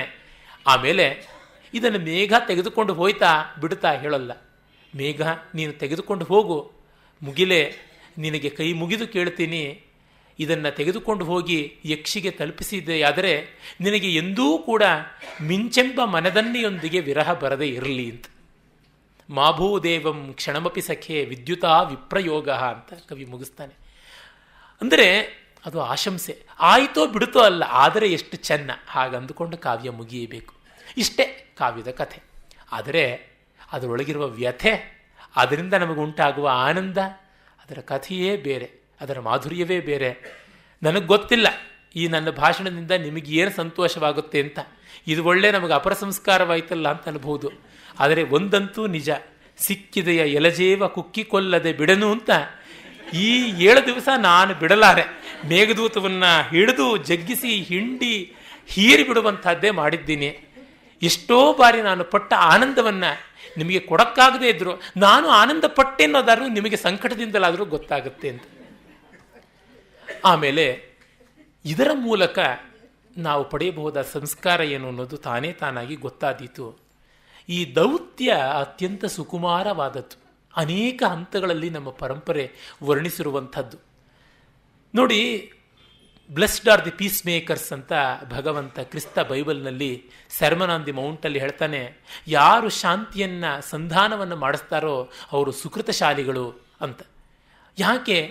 2 ವಿಚ್ಛಿನ್ನವಾದ, ವಿಭುಗ್ನವಾದ, ವಿಧೃತವಾದ, ಪುಡಿಪುಡಿಯಾದ ಹೃದಯಗಳನ್ನು ಬೆಸೆಯುವುದು ಸ್ವಲ್ಪ ಅಲ್ಪದ ಪುಣ್ಯವ. ಅದನ್ನು ಸೇರಿಸೋದಕ್ಕೆ ಎಷ್ಟು ಕೌಶಲ ಬೇಕು. ಹಾಗಾಗಿ 2 ವಿರಹ ತಪ್ತ ಜೀವಿಗಳನ್ನು ಸೇರಿಸುವುದು ಒಂದು ಸೌಭಾಗ್ಯ. ಇದು ಅಧ್ಯಾತ್ಮದಿಂದ ಅನಂಗರಂಗದವರೆಗೆ ಎಲ್ಲ ಕಡೆಯಲ್ಲೂ ಇರುವಂಥದ್ದು. ಅಂಥದ್ರೊಳಗೆ ಅಧ್ಯಾತ್ಮದ ಶಿಖರದಲ್ಲಿ ಗುರು ಶಿಷ್ಯನನ್ನು ಭಗವಂತನ ಜೊತೆಗೆ ಬೆಸೆಯುತ್ತಾನೆ. ಹಾಗೆ ಅದು ಶಾಂತದಲ್ಲಿ. ಶೃಂಗಾರದಲ್ಲಿ ನಾಯಕ ನಾಯಕಿಯರನ್ನು ದೂತಿ ಅಥವಾ ದೂತ ಬೆಸೀತಾರೆ. 2ಕ್ಕೂ ವ್ಯತ್ಯಾಸ ಇಲ್ಲ. ಹೊರಗಿಂದ ನೋಡಿದರೆ ಶೃಂಗಾರ, ಒಳಗಿಂದ ನೋಡಿದರೆ ವೈರಾಗ್ಯ. ಹೊರಗಿನದು ರಾಗ, ಒಳಗಿನದು ವಿರಾಗ. ಹೊರಗೆ ಶೃಂಗಾರ, ಒಳಗೆ ಶೃಂಗೇರಿಯತೇತಿ ಶೃಂಗಾರ, ಶಿಖರಾನುಭೂತಿ, ಸಬ್ಲಿಮೇಟಿಂಗ್ ಎಕ್ಸ್ಪೀರಿಯನ್ಸ್ ಅನ್ನುವ ದೃಷ್ಟಿಯಿಂದ ಇರುವಂಥದ್ದು. ಅಂದರೆ ಪ್ರತ್ಯೇಕವಾಗಿ ನೋಡಿದಾಗ ಶೃಂಗಾರ, ಒಟ್ಟಂದದಲ್ಲಿ ಸೇರಿಸಿ ನೋಡಿದಾಗ ಶಾಂತ. ಹೀಗೆ ಅಹಂಕಾರವನ್ನು ಪ್ರಜ್ವಲ ಮಾಡಿಕೊಂಡಾಗ ಶೃಂಗಾರ, ಅಹಂಕಾರವನ್ನು ಕರಗಿಸಿಕೊಂಡಾಗ ಶಾಂತ. ಅದರಿಂದಲೇ ರಾಧಾಕೃಷ್ಣರನ್ನು ನಾವು ಎಷ್ಟು ಆಸಕ್ತಿಯಿಂದ ಕಾಣುವಂಥದ್ದು. ಒಬ್ಬ ಜಯದೇವ ಗೀತಗೋವಿಂದ ಬರೆದಾಗ ಇಡೀ ಭಾರತ ದೇಶವೇನೇ ಸ್ಪಂದಿಸಿಬಿಡ್ತು. ಜಯದೇವನಿಗಿಂತ ಒಳ್ಳೆಯ ಕವಿಗಳಿಲ್ವೇ? ನಾನೇ ಜಯದೇವನಿಗಿಂತ ಚೆನ್ನಾದ ಪದ್ಯ ಬರೀಬಲ್ಲೆ, ಚೆನ್ನಾದ ಕವಿತೆ ಬರೀಬಲ್ಲೆ ಅಂತ ಹೇಳ್ಕೊಳ್ತೀನಿ. ಆದರೆ ಜಯದೇವನ ಮಹತ್ವ ಇಲ್ಲಿದೆ. ಈ ಭಾರತೀಯಾನುಭೂತಿಯ ಸಮಗ್ರ ಭಾವವನ್ನು ಆ ಆಪಾತ ರಮಣೀಯವಾದ ಶ್ರವಣಾಭಿರಾಮವಾದಂತಹ ಲಲಿತ ಕೋಮಲ ಕಾಂತ ಪದಾವಲಿಗಳಲ್ಲಿ ಜೀವಾತ್ಮ ಪರಮಾತ್ಮಗಳ ಸಾಮರಸ್ಯವನ್ನು, ರಾಧಾಕೃಷ್ಣರ ಸಮಾಗಮವನ್ನು ದೂತಿಯ ಮೂಲಕ ಮಾಡಿಸುವಲ್ಲಿ ಸಾ ವಿರಹೇ ತವ ದೀನ ಅಂತ ಬರುವಂಥ ದೂತಿ ಕುರು ಯದುನಂದನ ಅನ್ನುವ ರೀತಿ ರಾಧೆ ಕೃಷ್ಣನ ಮೇಲೆ ಪ್ರಣಯಾಧಿಕಾರವನ್ನು ಸ್ಥಾಪನೆ ಮಾಡುವಲ್ಲಿ. ಹಾಗಾಗಿ ಈ ಭಕ್ತ ಭಗವಂತರ ಸಂಬಂಧದ ಸ್ವಾರಸ್ಯ ಆ ಪರಮೋತ್ಕೃಷ್ಟವಾದ ಸ್ಥಿತಿ. ಇದು ಎಲ್ಲಿಂದ? ವೇದಗಳಿಂದ ಇರುವಂಥದ್ದು, ವೇದಗಳಿಂದ ಆರಂಭವಾಗಿ ಬಂದಂಥದ್ದು. ವೇದದಲ್ಲಿ ಅಗ್ನಿಂ ದೂತಂ ವೃಣೀಮಹೇ ಅಂತ ಬರುತ್ತೆ. ಅಗ್ನಿಯೇ ನಮ್ಮ ದೂತ. ಮೊದಲಿಗೆ ಬರುವಂಥ ಮಂತ್ರ ಅಗ್ನಿಮೀಳೇ ಪುರೋಹಿತಂ ಅಂತ. ಅಗ್ನಿ ನಮ್ಮ ದೂತ ಅಂತ ಆ ಲೋಕಕ್ಕೂ ಈ ಲೋಕಕ್ಕೂ ಸೇತುವಾಗಿ ಸಂಧಾನವಾಗಿ ಅಗ್ನಿಯನ್ನು ಮಾಡಿಕೊಂಡಿವಿ. ನಾವು 1 ವಾರ ಸಂಸ್ಕಾರಗಳ ಬಗ್ಗೆ ನೋಡಿದ್ವಿ. ಪ್ರತಿ ಸಂಸ್ಕಾರದಲ್ಲಿಯೂ ಅಗ್ನಿ ಒಂದಲ್ಲ ಒಂದು ರೀತಿಯಲ್ಲಿ ಇದ್ದೇ ಇದೆ. ಏನದು? ನಮ್ಮ ವ್ಯಷ್ಟಿ ಪ್ರಪಂಚಕ್ಕೂ ಸಮಷ್ಟಿ ಪ್ರಪಂಚಕ್ಕೂ ಸೇತುವಾದಂಥದ್ದು. ಅದು ಅಗ್ನಿ ಸೇತು, ಅಂದರೆ ಪಾವಕ ಸೇತು, ಅನಲ ಸೇತು. ಅಂಥ ಒಂದು ಸೇತುವೆಯನ್ನು ಕವಿ ಗಮನದಲ್ಲಿಟ್ಟುಕೊಂಡಿದ್ದಾನೆ. ಮತ್ತು ವೇದದಲ್ಲಿಯೇ ಬರುತ್ತೆ, ಶ್ಯಾವಾಶ್ವ ಅನ್ನುವಂಥ ಒಬ್ಬ ಋಷಿ ತನ್ನ ಪ್ರಣಯಿನಿಗೋಸ್ಕರವಾಗಿ ರಾತ್ರಿ ದೇವತೆಯ ಮೂಲಕ ಕಳುಹಿದ ಸಂದೇಶ ಒಂದು ಬರುತ್ತೆ. ರಾತ್ರಿ ಸೂಕ್ತ ಒಂದು ಆ ಸಂದೇಶ ರೂಪವಾಗಿ ಇದೆ. ಅದು ನಮ್ಮ ಸಂದೇಶ ಕಾವ್ಯಗಳಲ್ಲಿ ಮೊದಲನೆಯದು ಅಂತ ಹೇಳ್ಬೋದು. ರಾತ್ರಿಯನ್ನು ಯಾಕೆ? ನಾನೇ ಒಂದು ಕವಿತೆ ಬರೆದಿದ್ದೆ. ಅದರ ತಾತ್ಪರ್ಯ ಹಗಲು ಗದ್ಯ, ഇരുಳು ಪದ್ಯ ಅಂತ. Day is prose while night is poetry ಅಂತ. ಎಲ್ಲ ಸ್ಪಷ್ಟವಾಗಿ ಕಾಣಿಸ್ತಾ ಇದ್ದರೆ ಕಾವ್ಯ ಆಗೋಲ್ಲ. ಅದು ಯಾವುದೋ ಒಂದು ಅಸ್ಪಷ್ಟತೆಯ ಮನೋಹರತೆ ಇರಬೇಕು. ಅದರಿಂದಲೇ ಬೆಳದಿಂಗಳಿರುವ ಒಂದು ರೀತಿ ಚಂದ. ಅಮಾವಾಸ್ಯೆಯ ഇരുಳು ಕಾವ್ಯ ಅಲ್ಲ, ಅದು ಒಗಟು, ಪ್ರಹೇಳಿಕೆ. ಬೆಳದಿಂಗಳಿನ ರಾತ್ರಿ ಇದೆಯಲ್ಲ, ಜ್ಯೋತ್ಸ್ನಾಮಯವಾದ ರಾಕ ಅಂತ ನಾವು ಏನು ಹೇಳ್ತೀವಿ, ಚಂದ್ರಿಕಾ ಧೌತ ನಿಶೆ, ಅದು ಕವಿತೆ. ಅಂಥ ಒಂದು ರಾತ್ರಿಯಲ್ಲಿ ಅವನು ರಾತ್ರಿಯನ್ನೇ ದೂತಿಯನ್ನಾಗಿ ಮಾಡಿ ಕಳಿಸಿಕೊಟ್ಟದ್ದು ಕಾಣಿಸುತ್ತೆ. ಅದಾದ ಮೇಲೆ ನಾವು ಆದಿಕವಿಯಲ್ಲಿ ಹನುಮಂತನ ದೌತ್ಯ, ಜೀವಾತ್ಮಳಾದ ಸೀತೆಯನ್ನು ಪರಮಾತ್ಮನಾದ ರಾಮ ಭರವಸೆಯನ್ನು ಕೊಟ್ಟು ಹನುಮಂತನ ಮೂಲಕ ಕಳಿಸಿಕೊಟ್ಟಂಥ ಸಂದೇಶ. ಹಾಗೆಯೇ ಮಹಾಕವಿ ಕವಿಬ್ರಹ್ಮ ವೇದವ್ಯಾಸರ ಮಹಾಭಾರತದಲ್ಲಿ ಬರುವ ನಳ ದಮಯಂತಿಯರ ಸಮಾಗಮದ ಹಂಸ, ನಿರ್ಮಲಾತ್ಮ ಅಂತಃಕರಣದ ರೂಪಿಯಾದ ಹಂಸ ದೌತ್ಯ. ಭಾಗವತದಲ್ಲಿ ರುಕ್ಮಿಣಿ ತನ್ನ ಆರ್ತತೆಯನ್ನು, ಶರಣಾಗತಿಯನ್ನು ಭಗವಂತ ಶ್ರೀಕೃಷ್ಣನಿಗೆ ಒಪ್ಪಿಸಿದಂತಹ ವಿಪ್ರದೂತ, ಅವಳ ವಿಪ್ರಲಂಭವೇ ದೌತ್ಯವನ್ನು ಮಾಡಿದ ಅಗ್ನಿದ್ಯೋತನ ದೂತ ಕರ್ಮ ಅದು. ಈ ಮೂರು ಎದ್ದು ಕಾಣುವಂಥದ್ದು. ನಾಗಾರ್ಜುನ ದಾರ್ಶನಿಕ ತನ್ನ ಕೃತಿಯಲ್ಲಿ ಒಂದು ಕಡೆ ಮೇಘದ ಮೂಲಕ ಗೆಳತಿಯೊಬ್ಬಳಿಗೆ ಪ್ರಿಯ ಕಳುಹಿದ ಸಂದೇಶದ ಉಲ್ಲೇಖ ಮಾಡ್ತಾನೆ, ಕಾಳಿದಾಸನಿಗಿಂತ ಪೂರ್ವವರ್ತಿ. ಹಾಗೆಯೇ ಒಂದು ಕಾಮವಿಲಾಪಕ ಅನ್ನುವಂಥ ಒಂದು ಬೌದ್ಧ ಜಾತಕ ಕಥೆಗಳಲ್ಲಿ ಕಾಕ ಅಂದರೆ ಕಾಗಿಯೊಂದನ್ನು ದೌತ್ಯಕ್ಕೆ ಇಟ್ಟುಕೊಂಡು ಒಬ್ಬ ವಿರಹಿ ಕಳಿಸಿದ್ದು ನಾವು ಕಾಣ್ತೀವಿ. ಹೀಗೆ ಕಾಳಿದಾಸನಿಗೆ ಮುಂಚೆ ದೂತ ಅನ್ನುವಂಥ ಕಲ್ಪನೆ ಇದ್ದಂತೆ ಇವೆಲ್ಲ ಕಾಣಿಸಿಕೊಳ್ಳುತ್ತೆ. ಆದರೆ ಇದನ್ನು ವಿಸ್ತರಿಸಿದವರು ಯಾರೂ ಇಲ್ಲ. ಇವನು ಬರೆದನೋ ಇಲ್ಲವೋ, ಇಡೀ ಜಗತ್ತೇ ರೋಮಾಂಚಿತವಾಗಿ ಬೇಕಾದಷ್ಟು ಅನುಸರಣೆಯ ಕಾವ್ಯಗಳನ್ನು ಬರೆದರು. ಎಲ್ಲಿವರೆಗೂ ಅಂತಂದರೆ ಜರ್ಮನಿಯ ಮಾರಿಯಸ್ ಸ್ಟೌಟ್ ಅನ್ನುವಂಥ ಒಂದು ನಾಟಕದಲ್ಲಿ ಕವಿ ಶಿಲ್ಲರ್ ಅದರ 3ನೇ ಅಂಕದಲ್ಲಿ ಮೇಘವನ್ನೇ ಇಟ್ಟುಕೊಂಡು ದೌತ್ಯವನ್ನು ಮಾಡಿದಂಥ ಒಂದು ಪ್ರಸಂಗವನ್ನು ಚಿತ್ರಿಸ್ತಾನೆ.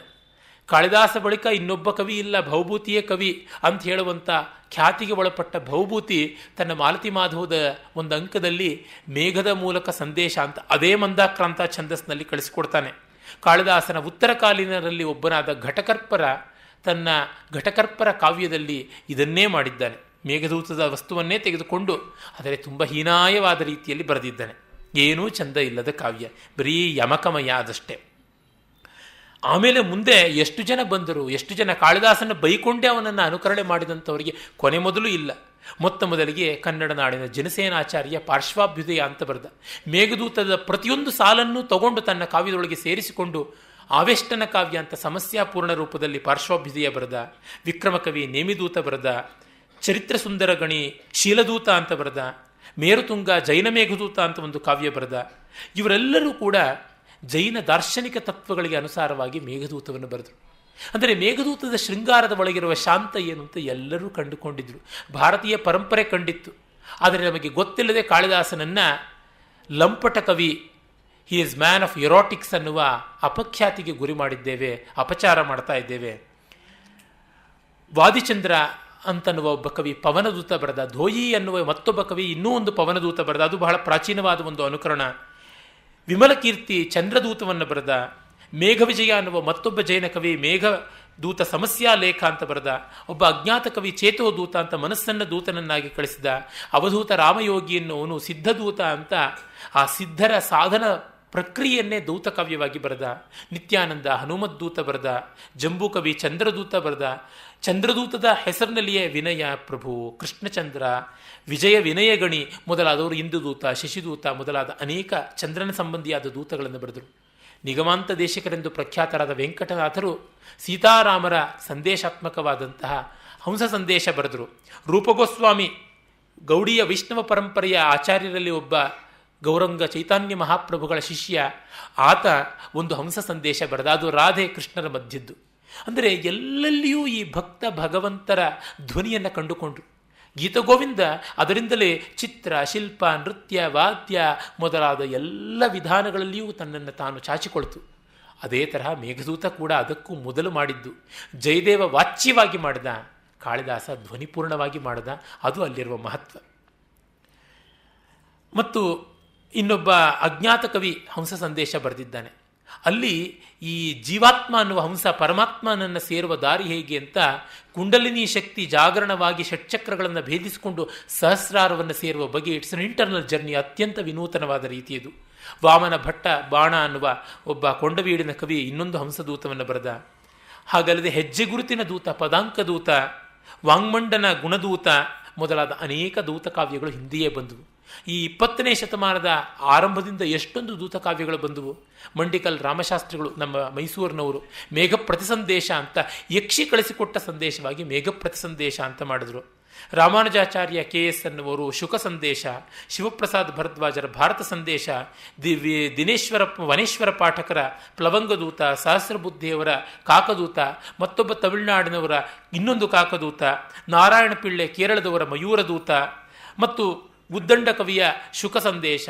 ಕೇರಳದಲ್ಲಿ ಅನೇಕರು ಶಾರಿಕಾ ಸಂದೇಶ, ಶುಕ ಸಂದೇಶ, ಮಯೂರ ಸಂದೇಶ, ಚಕೋರ ಸಂದೇಶ, ಚಾತಕ ಸಂದೇಶ, ಭ್ರಮರ ಸಂದೇಶ, ಹಂಸ ಸಂದೇಶ, ಪ್ಲವಂಗ ಸಂದೇಶ, ಆಮೇಲಿಂದ ಬೇಕ ಸಂದೇಶ, ಕಪ್ಪೆ ಮೂಲಕ ಕಳಿಸಿಕೊಟ್ಟ ಸಂದೇಶ, ಹೀಗೆ ಎಷ್ಟೊಂದು ಸಂದೇಶ ಕಾವ್ಯಗಳು, ಸಂದೇಶ ಕಾವ್ಯ ಪರಂಪರೆ ಅಂತಲೇ ಮಲಯಾಳದಲ್ಲಿ ಬಂತು.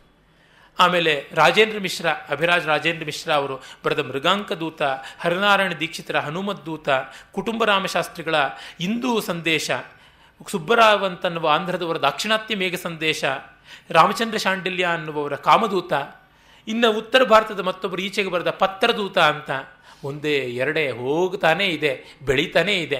ನಾನೂ ಒಂದು ಸಂದೇಶ ಕಾವ್ಯ ಬರಿತಾ ಇದ್ದೀನಿ. ಕನ್ನಡದಲ್ಲಿ 2 ಸಂದೇಶ ಕಾವ್ಯ ಬರೆದೆ. ಬೇಕಾದಷ್ಟು ಜನ ಬರಿತಾ ಇದ್ದಾರೆ. ಇನ್ನು ಈ ಮೇಘದೂತವನ್ನು ಅನುವಾದ ಮಾಡಿದ ಪರಂಪರೆಯಂತೂ ಬೇಕಾದಷ್ಟು. ಮೇಘದೂತಕ್ಕೆ ಇಡೀ ನಾನು ನೋಡಿರುವ ರೀತಿ ಅತ್ಯುತ್ತಮವಾದ ವ್ಯಾಖ್ಯಾನ ಮಾಡಿರುವಂಥದ್ದು ಅಂದರೆ ಹಿಂದಿಯಲ್ಲಿ ಆಚಾರ್ಯ ಹಜಾರಿ ಪ್ರಸಾದ್ ದ್ವಿವೇದಿಯವರು ಮೇಘದೂತ ಏಕ್ ಪುರಾಣಿ ಕಹಾನಿ ಅಂತ, ಮೇಘದೂತ ಒಂದು ಹಳೆಯ ಕಥೆ ಅಂತ MS ಕೃಷ್ಣಮೂರ್ತಿಯವರು ತುಂಬ ಚೆನ್ನಾಗಿ ಕನ್ನಡಕ್ಕೆ ಅನುವಾದ ಮಾಡಿದ್ದಾರೆ. ಅವರು ಹೇಳ್ತಾರೆ, ಗೀತೆ ಮತ್ತು ಮೇಘದೂತ ನಮ್ಮ ದೇಶದ 2 ವಿಚಿತ್ರ ಗ್ರಂಥಗಳು. ಧರ್ಮ ಹಾಗೂ ಅಧ್ಯಾತ್ಮವನ್ನು ಕುರಿತು ಉಪದೇಶ ಮಾಡುವ ಪ್ರತಿಯೊಬ್ಬ ವಿದ್ವಾಂಸನು, ಆಚಾರ್ಯನು ಗೀತೆಯ ಮೇಲೆ ಒಂದು ವ್ಯಾಖ್ಯಾನವನ್ನು ಖಂಡಿತ ಬರೆಯುತ್ತಾನೆ. ಅಂದರೆ ಧರ್ಮವನ್ನು ಕುರಿತು ಯಾವೊಬ್ಬ ಆಚಾರ್ಯ ಏನು ಹೇಳಬೇಕು ಅಂದರೂ ಭಗವದ್ಗೀತೆ ಬಗ್ಗೆ ಏನಾದರೂ ಹೇಳ್ತಾನೆ. ಅದನ್ನು ಖಂಡಿಸಿಯಾದರೂ ಒಂದು ಹೇಳ್ತಾನೆ, ಅಥವಾ ಮುಂಡಿಸಿಯಾದರೂ ಒಂದು ಹೇಳ್ತಾನೆ, ಏನಾದರೂ ಮಾಡಿಯೇ ಮಾಡ್ತಾನೆ.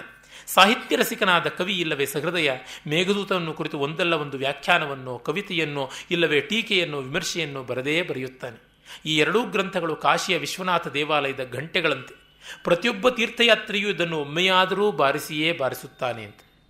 ಹಾಗೆ ಒಂದು ಕಡೆ ಗೀತೆ, ಇನ್ನೊಂದು ಕಡೆ ಮೇಘದೂತ, ಈ 2 ಅಷ್ಟೇ.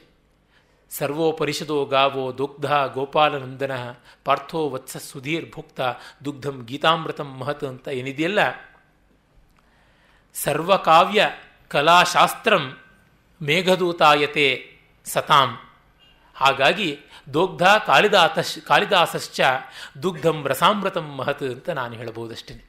ಎಲ್ಲ ಕಾವ್ಯ ಕಲಾಶಾಸ್ತ್ರಗಳು ಮೇಘದೂತವಾದರೆ ಆ ಗೌಳಿಗ ಹಾಲು ಕರೆಯುವವನು ಕಾಳಿದಾಸ, ರಸವಾದರೆ ಕಾವ್ಯ ರಸ, ಅದನ್ನು ಅನುಭವಿಸುವವರೇ ಸುಕೃತಿಗಳು ಅಂತ ನನಗನ್ಸುತ್ತೆ.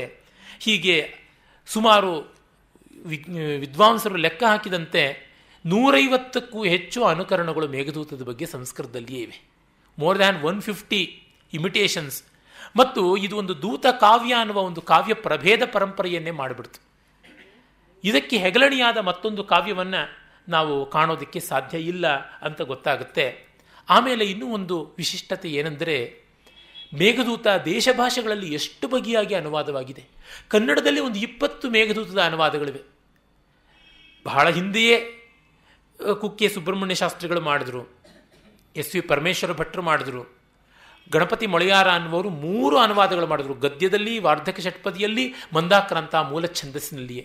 ಬೇಂದ್ರೆಯವರ ಮೇಘದೂತ ಅನುವಾದ ಬಹಳ ಪ್ರಸಿದ್ಧವಾದಂಥದ್ದು. ನಮ್ಮ ಕುಮಾರ ನಿಜಗುಣ ಸ್ವಾಮಿಗಳು ಅವರ ಪೂರ್ವಾಶ್ರಮದಲ್ಲಿ ಬಸವಣ್ಣ ಅನ್ನುವ ಹೆಸರಿನಲ್ಲಿದ್ದಾಗ ಅವರು ಒಂದು ವಾರ್ಧಕ ಷಟ್ಪದಿ ಅನುವಾದ ಮಾಡಿದ್ದಾರೆ. ಆಮೇಲೆ ಕಮಕೋಡು ನರಸಿಂಹಶಾಸ್ತ್ರಿಗಳು ಅನ್ನುವರು ರಗಳೆಯಲ್ಲಿ ಅನುವಾದ ಮಾಡಿದ್ದಾರೆ. ಕೆ ನರಸಿಂಹಶಾಸ್ತ್ರಿ ಅಂತ ಅವರ ಹೆಸರು. ಇನ್ನೂ ಅನೇಕ ಜನ ಅನುವಾದ ಮಾಡುತ್ತಲೇ ಬಂದಿದ್ದಾರೆ. ನಮ್ಮ ಪ್ರೊಫೆಸರ್ ಅರಾಮಿತ್ರ ಅವರು ಕೂಡ ಭಾಮಿನಿ ಷಟ್ಪದಿಯಲ್ಲಿ ತುಂಬ ಚೆನ್ನಾಗಿ ಮೇಘದೂತವನ್ನು, ಪೂರ್ವ ಮೇಘವನ್ನು ಮಾತ್ರ ನಾನು ನೋಡಿದಂತೆ ಅನುವಾದ ಮಾಡಿದ್ರು. ಬೇಕಾದಷ್ಟು ಜನ ಮಾಡುತ್ತಲೇ ಇದ್ದಾರೆ.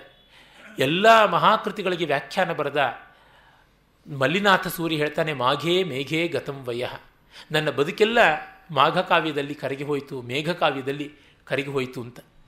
ಮೇಘದೂತದ ವೈಶಿಷ್ಟ್ಯ ಎಷ್ಟು ಜನರನ್ನು ಆಕರ್ಷಿಸಿದೆ ಅಂತಂದರೆ, ನಮ್ಮಲ್ಲಿ ಡಾಕ್ಟರ್ SV ಭಾವೆ ಅಂತ ಒಬ್ಬರು ಪುಣೆಯಲ್ಲಿರುವಂಥ ವೈದ್ಯರು, ಅವರು ತಮ್ಮದೇ ಆದಂಥ ಒಂದು ಏರ್ಕ್ರಾಫ್ಟನ್ನು ಮಾಡಿಕೊಂಡು, ಚಿಕ್ಕದಾದ ಏರ್ಕ್ರಾಫ್ಟ್ ಮಾಡಿಕೊಂಡು ಮೇಘದೂತ ಓಡಾಡಿರುವ ಜಾಗ, ಮೇಘದೂತದಲ್ಲಿ ಮೇಘ ಎಲ್ಲೆಲ್ಲಿ ಓಡಾಡ್ತು ಅಲ್ಲೆಲ್ಲ ಅವರು ಆಕಾಶ ಮಾರ್ಗದಲ್ಲಿ ಓಡಾಡಿ ಅಲ್ಲೆಲ್ಲ ಇಳಿದು ಪರೀಕ್ಷೆ ಮಾಡಿ ಮೇಘದೂತದ ದಾರಿಯನ್ನು ಟ್ರೇಸ್ ಮಾಡಿದ್ದಾರೆ. ಅದರ ಬಗ್ಗೆ ವಿಸ್ತಾರವಾದ ಸಂಶೋಧನೆಯನ್ನು ಮಾಡಿದ್ದಾರೆ.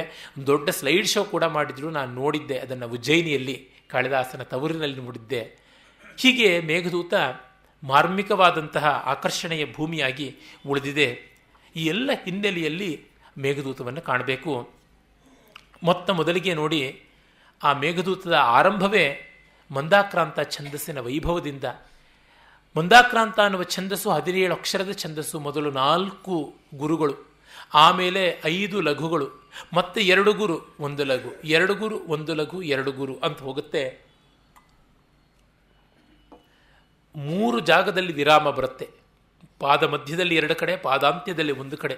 ಅಂದರೆ ನಿಂತು ಹೋಗಿ ಆ ವಿರಹದ ವೇದನೆಯನ್ನು, ಪ್ರಕೃತಿಯ ಸ್ವಾರಸ್ಯವನ್ನು ಅನುಭವಿಸಬೇಕಾದಂಥ ರೀತಿಯಲ್ಲಿ ಇಂಥ ಕಾವ್ಯ ನಾನು ಕೆಲವು ದಿವಸಗಳಲ್ಲಿ ಎಷ್ಟು ತಾನೇ ನ್ಯಾಯ ಮಾಡಿಯೇನು ಅಂತ ಅನಿಸುತ್ತೆ. ಪ್ರತಿಪದ್ಯ ರಸೋದಯವಾದಂಥದ್ದು. ಮೊದಲಿಗೆ ಮೊದಲ ಪದ್ಯದಿಂದ ಆರಂಭ ಮಾಡೋಣ. ಇದರ ಕಥೆ ಹಿನ್ನೆಲೆಗಳು ಬೇಕಾದಷ್ಟು ಕಲ್ಪನೆ ಮಾಡಿದ್ದಾರೆ ವಿದ್ವಾಂಸರು. ಏನೆಂದರೆ, ಕಾಳಿದಾಸನೇ ಗಡೀಪಾರಾಗಿದ್ದ, ಹಾಗಾಗಿ ಅವರ ಪ್ರೇಯಸಿಯನ್ನು ಕುರಿತು ಬರೆದಂಥ ಕಾವ್ಯ ಇದು ಅಂತ. ಏನೂ ಊಹಾಪೋಹ ಅಷ್ಟೇನೆ, ನಮಗೆ ಗೊತ್ತಿಲ್ಲ ವಾಸ್ತವ. ಕಶ್ಚಿತ್ ಕಾಂತಾ ವಿರಹ ಗುರುಣ ಸ್ವಾಧಿಕಾರಾತ್ ಪ್ರಮತ್ತಃ ಶಾಪೇನಾಸ್ತಂಗಮಿತ ಮಹಿಮಾ ವರ್ಷ ಭೋಗ್ಯೇಣ ಭರ್ತು ಯಕ್ಷಶ್ಚಕ್ರೆ ಜನಕತನಯ ಸ್ನಾನ ಪುಣ್ಯೋದಕೇಶು ಸ್ನಿಗ್ಧಚ್ಛಾಯಾ ತರುಷು ವಸತಿಂ ರಾಮಗಿರ್ಯಾಶ್ರಮೇಶು ಅಂತ. ಒಬ್ಬ ಯಕ್ಷ ಇದ್ದರಂತೆ, ಯಾವನೋ ಒಬ್ಬ ಯಕ್ಷ. ಅಲ್ಲಿ ಕಶ್ಚಿತ್ ಅಂತ ಹೇಳುವಲ್ಲಿಯೇನೆ ಯಕ್ಷನ ಹೆಸರು ಕುಲ ಗೋತ್ರ ಅಲ್ಲ ನಮಗೆ ಮುಖ್ಯ, ಅವನೂ ಒಬ್ಬ ಭಾವಜೀವಿ. ನಾವು ಹಾಗೆ, ನಮ್ಮ ಹೆಸರು ಕುಲ ಗೋತ್ರಗಳಿಗಿಂತ ನಮ್ಮ ಸಂವೇದನೆ ಏನು ಅಂತ ಅದು ಬಹಳ ಮುಖ್ಯ ಅಂತ ಅವನು ಸಾಧಾರಣೀಕರಣವನ್ನು ಈ ಮಟ್ಟಕ್ಕೆ ಆರಂಭ ಮಾಡ್ತಾನೆ. ಅವನು ಕಾಂತಾವಿರಹ, ಪತ್ನಿ ವಿರಹ ಅಂತ ಬಳಸಿದರೆ ಛಂದಸ್ಸಿಗೇನೂ ತೊಂದರೆ ಆಗ್ತಿರಲಿಲ್ಲ. ಕಾಂತ ಅಂದರೆ ಸುಂದರಿಯಾದವಳು ಅಂತ. ಚೆನ್ನಾಗಿರುವ ಹೆಂಡತಿಯಿಂದ ದೂರನಾದ ಅನ್ನೋದು ಸ್ವಾರಸ್ಯ. ರಾಮಾಯಣ ದರ್ಶನದಲ್ಲಿ ಕುವೆಂಪು ಅವರು ಹೇಳ್ತಾರೆ, ಅವಳು ಪತ್ನಿ ಉಂಟು ಮೇಣ್ ಪ್ರಿಯುಂ ವಲಂ ಅಂತ. ಹೆಂಡತಿಯೂ ಹೌದು, ಅವಳು ಪ್ರಿಯಳೂ ಆಗಿದ್ದಾಳೆ ಅಂತ. ಪುಣ್ಯವಂತರಿಗೆ ಇವೆರಡೂ ಒಟ್ಟಿಗೆ ಇರುತ್ತೆ ಅಂತ. ಅಂದರೆ ಯಕ್ಷನಿಗೆ ಅಂಥ ಪುಣ್ಯ ಇತ್ತು. ಆದರೆ ಅವನು ಸ್ವಾಧಿಕಾರದಿಂದ ಮತ್ತನಾದ ಅಂತ. ತನ್ನ ಅಧಿಕಾರದಿಂದ ಅವನು ಅವಜ್ಞೆ ಮಾಡಿದ ಕೆಲಸದ ಬಗ್ಗೆ, ಕರ್ತವ್ಯವನ್ನು ಕಡೆಗಣಿಸಿದ ಕಾರಣ ಶಾಪ ಬಂತು. ಅದರಿಂದ ಅವನ ಮಹಿಮೆ ಅಸ್ತಂಗತ ಮಾಡಿಸಲ್ಪಟ್ಟಿತು. ಶಾಪೇನ ಅಸ್ತಂಗತ ಮಹಿಮಾ ಅಂತ ಹೇಳಿಲ್ಲ, ಅಸ್ತಂಗಮಿತ ಮಹಿಮಾ ಅಂತ. ವ್ಯಾಕರಣ ಬಲ್ಲವರಿಗೆ ಈ ಪ್ರೇರಣಾರ್ಥಕವಾದ ನಿಜಂತ ರೂಪದ ಸ್ವಾರಸ್ಯ ಗೊತ್ತಾಗುತ್ತೆ. ಅವನಾಗಿ ಅವನು ಕಳ್ಕೊಂಡಿದ್ದಲ್ಲ, ಅವನ ಶಕ್ತಿಯನ್ನು ಬೇರೊಬ್ಬರು ಕಳೆದರು, ಮೇಲಿನ ಅಧಿಕಾರ ಇರುವಂಥವರು ಕಳೆದರು ಅಂತ. ನಾವು ತಪ್ಪು ಮಾಡಿದಾಗ, ನಾವು ತಪ್ಪನ್ನು ತಿದ್ದುಕೊಳ್ಳದೇ ಇದ್ದರೂ ಬೇರೆಯವರ ತಪ್ಪನ್ನು ತಿದ್ದಿದಾಗ ಅದು ದಂಡ, ನಾವೇ ತಪ್ಪನ್ನು ತಿದ್ದುಕೊಂಡಾಗ ಅದು ಪ್ರಾಯಶ್ಚಿತ್ತ ಅಂತಂದನಲ್ಲ. ಇಲ್ಲಿ ಯಕ್ಷನಿಗೆ ದಂಡ ಆಗಿದೆ, ಪ್ರಾಯಶ್ಚಿತ್ತ ಅಲ್ಲ ಅಂತ ಕಾಳಿದಾಸ ಹೇಳ್ತಿದ್ದಾನೆ. 1 ವರ್ಷ ಕಾಲ ಪ್ರಭುವಿನಿಂದ, ಪ್ರಭುವಿನ ರಾಜಧಾನಿಯಿಂದ, ತನ್ನ ಉದ್ಯೋಗದಿಂದ, ತನ್ನ ಪತ್ನಿಯಿಂದ ದೂರ ಇರಬೇಕು. ಹಾಗಾಗಿ ಭೂಮಿಯಲ್ಲಿ ಬೀಳಬೇಕು. ಕಾಮರೂಪತ್ವ, ಕಾಮಗಮನತ್ವ, ಹಾಗೂ ಯಾವುದನ್ನು ನಾವೆಲ್ಲ ಪ್ರತಿಸ್ಮೃತಿ, ಕೇವಲಿ ಮೊದಲಾದ ವಿದ್ಯೆಗಳು ಅಂತ ಹೇಳ್ತೀವಿ, ಮನಸ್ಸಿನಲ್ಲಿಯೇ ಏನಾಗುತ್ತೆ ಅಂತೆಲ್ಲ ತಿಳ್ಕೊಳ್ಬಹುದಾದದ್ದು ಎಲ್ಲವೂ ಹೋಗಿ ಭೂಮಿಗೆ ಒಂದು ಮಾಮೂಲಿ ಮನುಷ್ಯನಂತೆ ಬಿದ್ದ. ಹಾಗೆ ಅವನು ರಾಮಗಿರಿಯಲ್ಲಿ ಓಡಾಡ್ತಾ ಇದ್ದಾನೆ. ವಿರಹದಿಂದ ಸಂಕಟ ಆಗಿರೋ ಕಾರಣ ಒಂದು ಕಡೆ ನಿಲ್ಲೋಕ್ಕಾಗ್ತಾ ಇಲ್ಲ, ಒದ್ದಾಡ್ತಾ ಇದ್ದಾನೆ. ನಮಗೆ ನೆಮ್ಮದಿ ಇದ್ದರೆ ಒಂದು ಕಡೆ ಕೂತಿರ್ತೀವಿ, ಹಾಯಾಗಿರ್ತೀವಿ, ಅನ್ಡಿಸ್ಟರ್ಬ್ಡ್ ಆಗಿರ್ತೀವಿ. ಪ್ರೊಫೆಸರ್ ಸತ್ಯನಾರಾಯಣ ಶಾಸ್ತ್ರಿಗಳನ್ನು ಯಾರೋ ಕೇಳಿದ್ರಂತೆ, ನಿಮಗೆ ವೇದಾಂತದಿಂದ ಏನು ಸಿಕ್ಕಿದೆ ಅಂತ. ನೋಡಿಪ್ಪ, ನನಗೇನೂ ಸಿಕ್ಕಿಲ್ಲ, ಗಂಟುಗಟ್ಟಲೆ ನೆಮ್ಮದಿಯಾಗಿ ಕೂತಿರಬಲ್ಲೆ, ಒಂದು ಕಡೆ ಏನೂ ಮಾಡಿದೆ, ಅಷ್ಟೇ ನನಗೆ ಸಿಕ್ಕಿರೋದು ಅಂತ. ಆ ಸುಮ್ಮನೆ ಇರುವುದು ಎಷ್ಟು ಕಷ್ಟ ಗೊತ್ತಿದೆಯಲ್ಲ. ಹಾಗೆ ಯಕ್ಷ ಕಾಲು ಸುಟ್ಟ ಬೆಕ್ಕನಂತೆ ಓಡಾಡ್ತಾ ಇದ್ದಾನೆ. ಎಲ್ಲಿ? ಜನಕತನಯಾ ಸ್ನಾನ ಪುಣ್ಯೋದಕೇಶು ಸ್ನಿಗ್ಧಚ್ಛಾಯಾ ತರುಷು ರಾಮಗಿರಿಯಾಶ್ರಮೇಶು. ಆಶ್ರಮೇಶು ಅನ್ನುವ ಬಹುವಚನದಿಂದ ಒಂದು ಆಶ್ರಮದಲ್ಲಿಯೂ ನೆಲೆ ನಿಲ್ಲೋಕ್ಕಾಗ್ತಿಲ್ಲ. ನಾವು ಮನಸ್ಸಿಗೆ ಸಮಾಧಾನ ಸಿಗರಂತೆ ಆ ದೇವಸ್ಥಾನ, ಈ ದೇವಸ್ಥಾನ, ಈ ತೀರ್ಥಕ್ಷೇತ್ರ, ಅದಕ್ಕೆಂತ ಹೋಗ್ತೀವಿ. ಒಂದು ಕಡೆಯೂ ನೆಮ್ಮದಿ ಇಲ್ಲ. ಅಲ್ಲಿ ಇಲ್ಲಿ ಅಲ್ಲಿ ಇಲ್ಲಿ ಅಂತ ಎಲ್ಲವನ್ನ ಎಂಜಲು ಮಾಡ್ತಾ ಇದ್ದೀವಿ, ಏನೂ ತಿಂತಾ ಇಲ್ಲ. ಎಳೆಗರುವನ್ನು ಹುಲಸಾದ ಒಂದು ಹುಲ್ಲುಗಾವಲಿಗೆ ಬಿಟ್ಟರೆ ದೂರದ ಹಸಿರು ಅದಕ್ಕೆ ಒತ್ತಾಗಿ ಕಾಣಿಸುತ್ತೆ, ಹತ್ತಿರದ ಹಸಿರು ಕಡ್ಡುಗಡ್ಡಿಯಾಗಿ ಕಾಣಿಸುತ್ತೆ. ದೂರದ ಮರಕತಮಯ ಶೃಂಗಾರವನ್ನು ಕಂಡು ಓಡಿ ಧಾವಿಸುತ್ತೆ. ಅಲ್ಲಿ ಮತ್ತೆ ಕಡ್ಡಿ ಕಡ್ಡಿ ಹುಲ್ಲು, ಇನ್ನೊಂದಷ್ಟು ದೂರ ಓಡುತ್ತೆ. ದೂರ ದೂರ ಓಡಾಡಿ ಹಸಿವು ಹಿಂಗಿಸಿಕೊಳ್ಳಕ್ಕಾಗಲಿಲ್ಲ, ಇದ್ದ ಶಕ್ತಿಯೂ ಹೋಯಿತು. ಹೀಗಾಗುತ್ತೆ. ಆ ರೀತಿ ಯಕ್ಷ ಕೂಡ ರಾಮಗಿರಿ ಆಶ್ರಮೇಶು ಓಡಾಡ್ತಾ ಇದ್ದಾನೆ. ಅವನ ತಾಪಕ್ಕೆ ತಂಪಾದ ನೆರಳಿರುವ ಮರಗಳಿದ್ದರೂ ಅವನಿಗೆ ನೆಮ್ಮದಿ ಸಿಗ್ತಾ ಇಲ್ಲ. ಜೊತೆಗೆ ಜನಕತನೆಯಾದ ಸೀತೆ ಸ್ನಾನ ಮಾಡಿದ ಪಾವನೋದಕ ಅಲ್ಲಿದೆ. ಹಾಗಿದ್ದರೂ ಅವನಿಗೆ ಈ ಪುಣ್ಯೋದಕವಾಗಲಿ ಈ ಸ್ನಿಗ್ಧಛಾಯವಾಗಲಿ ತಂಪು ಕೊಡ್ತಾ ಇಲ್ಲ ಅಂದರೆ ಅವನ ವಿರಹದ ಬೇಗುದಿ ಎಂಥದ್ದು ಅದು ನಮಗೆ ಗೊತ್ತಾಗಬೇಕು. ಇದು ಕವಿ ಹೇಳ್ತಿದ್ದಾನೆ. ಇಲ್ಲಿ ನೋಡಿ, ಮಹಾಕವಿ ಎಷ್ಟು ದಾರ್ಶನಿಕ ಅನ್ನೋದಕ್ಕೆ ಏಕಕಾಲದಲ್ಲಿ ಪಾಪ ಪುಣ್ಯ ಎರಡನ್ನೂ ಸೇರಿಸಿದ್ದಾನೆ. ಕರ್ತವ್ಯ ಭ್ರಷ್ಟತೆಯೇ ಪಾಪ, ಕರ್ತವ್ಯದ ಅನುಸಂಧಾನವೇ ಪುಣ್ಯ. ಸೀತೆ ಗಂಡನ ಜೊತೆಗೆ ಬಂದಳು. ನನಗೆ ಅಯೋಧ್ಯೆ ಬೇಡ, ಐಸಿರಿ ಬೇಡ, ಏನೂ ಬೇಡ, ನಾನು ನಿನ್ನನ್ನು ಅನುಸರಿಸ್ತೀನಿ. ಅಗ್ರತಸ್ಥೆ ಗಮಿಷ್ಯಾಮಿ ಮೃದ್ದಂತಿ ಕುಶಕಂಠಕಾನ್. ಶ್ರೀರಾಮ, ನಿನ್ನ ಮುಂದೆ ನಾನು ನಡೆದು ನಿನ್ನ ಹಾದಿಯ ಕಲ್ಲು ಮುಳ್ಳುಗಳನ್ನು ಎಸೆದು ನಿನ್ನ ಹಾದಿಯನ್ನು ಹೂವಿನ ಹಾದಿ ಮಾಡ್ತೀನಿ ಅಂತ ಬಂದಳು. ಹೀಗಾಗಿ ಕರ್ತವ್ಯ ಪ್ರಜ್ಞೆ ಜಾಗೃತವಾದ ಸೀತಾದೇವಿ ಸ್ನಾನದಿಂದ ಪುಣ್ಯವಾಗಿದೆ. ಅಲ್ಲಿಯ ನೀರು ಹೋಗಿ ತೀರ್ಥ ಆಗಿದೆ. ಇದು ಕರ್ತವ್ಯ ಪ್ರಜ್ಞೆ ಇದ್ದಾಗ ಆಗುವುದು.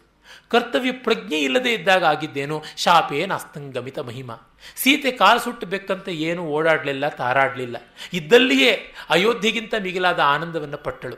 ಆದರೆ ಯಕ್ಷನಿಗೆ ಆಗ್ತಾ ಇಲ್ಲ ಅಂತನ್ನುವ ಜಕ್ಸ್ಟಪೋಜರ್ ಮಾಡುವ ಮೂಲಕ ತನ್ನ ಪಕ್ಷಪಾತ ಎಲ್ಲಿದೆ ಅಂತ ಹೇಳ್ತಾ ಇದ್ದಾನೆ. ಧರ್ಮ ಯಾವುದು, ಅಧರ್ಮ ಯಾವುದು ಅಂತ ಆರಂಭದ ಪದ್ಯದಲ್ಲಿಯೇ ಧ್ವನಿಸ್ತಿದ್ದಾನೆ. ಅದನ್ನು ಬಾಯ್ಬಿಟ್ಟು ಹೇಳಿದರೆ ಶಾಸ್ತ್ರ, ಧ್ವನಿಪೂರ್ಣವಾಗಿ ಹೇಳಿದರೆ ಕಾವ್ಯ. ಹೀಗಾಗಿ ನಾವು ವಾಚ್ಯ ಮಾಡಿದಲ್ಲಿ ಶಾಸ್ತ್ರ, ವ್ಯಂಗ್ಯ ಮಾಡಿದಲ್ಲಿ ಕಾವ್ಯ ಅಂತಂದಾಗ ಕಾವ್ಯ ಮಾರ್ಗದ ಮಾಧುರ್ಯ ಅಸಾಧಾರಣವಾದದ್ದು ಅಂತ ಗೊತ್ತಾಗುತ್ತೆ. ಇಲ್ಲಿ ನಾವು ಎಷ್ಟೋ ಬೇರೆ ಬೇರೆ ವಿಷಯಗಳನ್ನು ಕಾಣಬೇಕು. ಚರ್ಚೆ ಮಾಡುವುದಕ್ಕೆ ತುಂಬ ತುಂಬ ದೊಡ್ಡದಿದೆ. ಜೊತೆಗೆ ಇನ್ನೊಂದು, ಆ ಯಕ್ಷನಿಗೆ ವಿರಹದ ವೇದನೆಯನ್ನು ಅನುಭವಿಸುವುದಕ್ಕೆ ಆದರ್ಶ ಯಾರು? ಶ್ರೀರಾಮ. ಇಲ್ಲಿಯೇ ಸೀತೆಯನ್ನು ಶ್ರೀರಾಮ ಕಳ್ಕೊಂಡಿದ್ದಲ್ವ, ದಂಡಕಾರಣ್ಯದಲ್ಲಿ, ಜನಸ್ಥಾನದಲ್ಲಿ. ಶ್ರೀರಾಮನಿಗಿಂತ ದೊಡ್ಡ ಆದರ್ಶ ವಿರಹಿ ಯಾರಿದ್ದಾರೆ?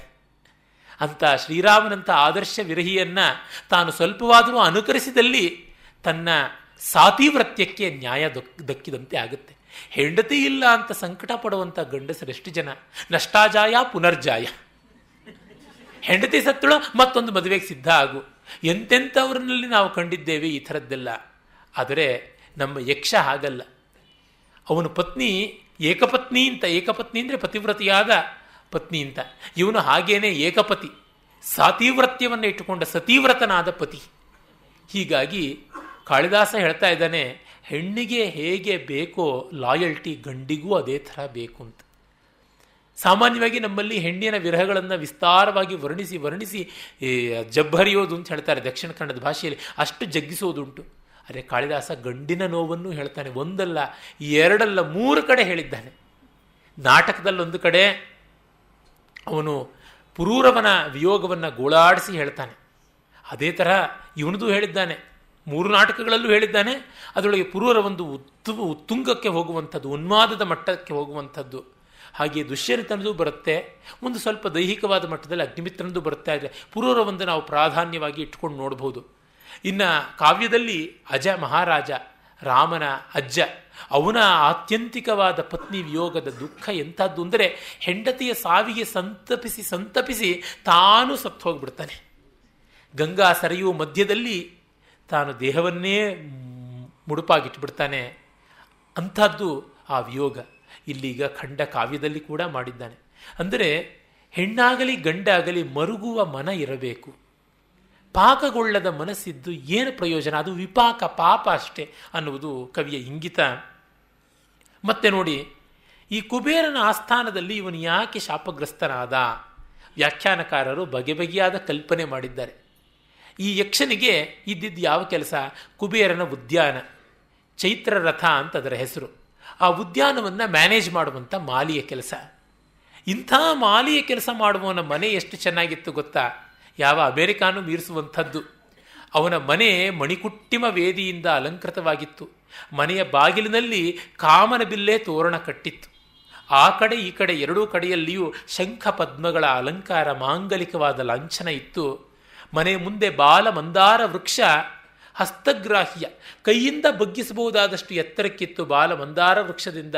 ಮಂದಾರ ವೃಕ್ಷ ದೇವಲೋಕದ 5 ಪರಮ ಪವಿತ್ರವಾದ ವೃಕ್ಷಗಳಲ್ಲಿ ಒಂದು. ಆ ಮಂದಾರ ವೃಕ್ಷದ ಕೊಂಬೆಗಳಿಂದ ನಿರಂತರ ಮಂದಾರ ಪುಷ್ಪ ವೃಷ್ಟಿ ಆಗ್ತಾ ಇತ್ತು ಅವನ ಮನೆಯ ಅಂಗಳದಲ್ಲಿ. ಇನ್ನು ಅವನ ಮನೆಯ ಹಿತ್ತಲಿಗೆ ಹೋದರೆ ಬಂಗಾರದ ಕಮಲಗಳನ್ನು ಉಳ್ಳಂಥ ಸ್ಫಟಿಕದ ಮೆಟ್ಟಲುಗಳನ್ನು ಹೊಂದಿದಂತಹ ಒಂದು ವೈಡೂರ್ಯಮಯವಾದ ಕ್ರೀಡಾ ಸರೋವರ ಇತ್ತು. ಅಲ್ಲಿ ಸಂಜೆ ಕಾಲ ಇವನ ಹೆಂಡತಿ ನವಿಲನ್ನು ಕುಣಿಸೋದಕ್ಕೆ ಬಂಗಾರದ ಸಲಾಕಿಗಳನ್ನು ಫಿಕ್ಸ್ ಮಾಡಿದ್ಲಂತೆ ಗೋಡೆಗೆ. ಅಲ್ಲಿ ಬಂದು ನವಿಲು ಕೂತ್ಕೊಳ್ತಾ ಇತ್ತು. ಅವಳು ಕೈ ತಾಳಗಳಿಂದ, ಬಳೆಯ ಕ್ರೈಂಕಾರಗಳಿಂದ ನವಿಲನ್ನು ಕುಣಿಸ್ತಾ ಇದ್ದಳಂತೆ. ಇಂಥ ಒಂದು ಸೊಗಸಾದ ಮನೆ ಇತ್ತು. ಇಂಥದ್ದೆಲ್ಲ ಇದ್ದು ಅವನು ಈ ಚಾಕರಿ ಮಾಡ್ತಾ ಇದ್ನಲ್ಲ, ಇದು ಎಂಥ ಗಮಾರತನ.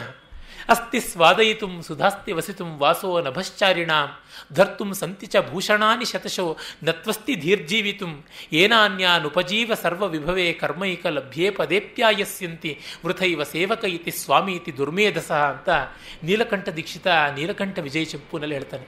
ಅಲ್ಲ, ಈ ದೇವತೆಗಳಿಗೆ ಏನಾದರೂ ಬುದ್ಧಿ ಇದೆಯಾ? ಕುಡಿಯೋದಕ್ಕೆ ತಿನ್ನೋದಕ್ಕೆ ಅಮೃತ ಇದೆ, ಬಟ್ಟೆ ಬರೆ ಒಡವೆ ವಸ್ತ್ರ ಬೇಕು ಅಂದರೆ ಕಲ್ಪವೃಕ್ಷ, ಕಾಮಧೇನು, ಚಿಂತಾಮಣಿ ಇದೆ. ಇನ್ನು ಹಾರಾಡೋದಕ್ಕೆ ತಾರಾಡೋದಕ್ಕೆ ಪುಷ್ಪಕ ವಿಮಾನ ಇದೆ. ಇನ್ನು ಮುಪ್ಪಿಲ್ಲ, ರೋಗ ಇಲ್ಲ, ಸಾವಿಲ್ಲ, ಅಜರಾಮರವಾದಂತಹ ನಿತ್ಯ ಯೌವನ ತ್ರಿದಶರು. ಅವರಿಗೆ ಬಾಲ್ಯ, ಕೈಶೋರ, ಯೌವನ 3 ಇರುವಂಥದ್ದು. ಹೀಗಿರುವಲ್ಲಿ ಅಂಥವ್ರಿಗೆ ಸುಖ ಪಡೋದಕ್ಕೆ ಏನು ರೋಗ? ಒಬ್ಬ ಯಜಮಾನ ಅಂತೆ ಇಂದ್ರ ಇವರಿಗೆ, ಇವರೆಲ್ಲ ಸೇವಕರಂತೆ. ಇಲ್ಲಿಯೂ ಕೂಡ ಸ್ವಾಮಿ ಸೇವಕ ಅಂತ ಚಾಕರಿ ಮಾಡಿಕೊಂಡು ನಮ್ಮ ಮಾನವರಿಗಿಂತ ಹೀನರಾಗಿದ್ದಾರಲ್ಲ, ಇವ್ರಿಗೆ ಏನನ್ನೋಣ, ಬದುಕೋ ದಾರಿ ಇವರಿಗೆ ಗೊತ್ತಿಲ್ಲ ಅಂತ ಅಂತನ್ನುವುದು. ಅಂದರೆ ಕಾಳಿದಾಸ ಕವಿ ಎಷ್ಟು ಸೂಕ್ಷ್ಮವಾಗಿ ಎಲ್ಲ ಇದ್ದವರಿಗೂ ಇದ್ದುದೆಲ್ಲವನ್ನು ಬಿಟ್ಟು ಇರದುದರೆಡೆಗೆ ತುಡಿಯುವುದೇ ಜೀವನ ಅಂತನ್ನುವ ವ್ಯಂಗ್ಯ ತೋರಿಸ್ತಾನಲ್ಲ, ಇದು ಮಾರ್ಮಿಕವಾದದ್ದು.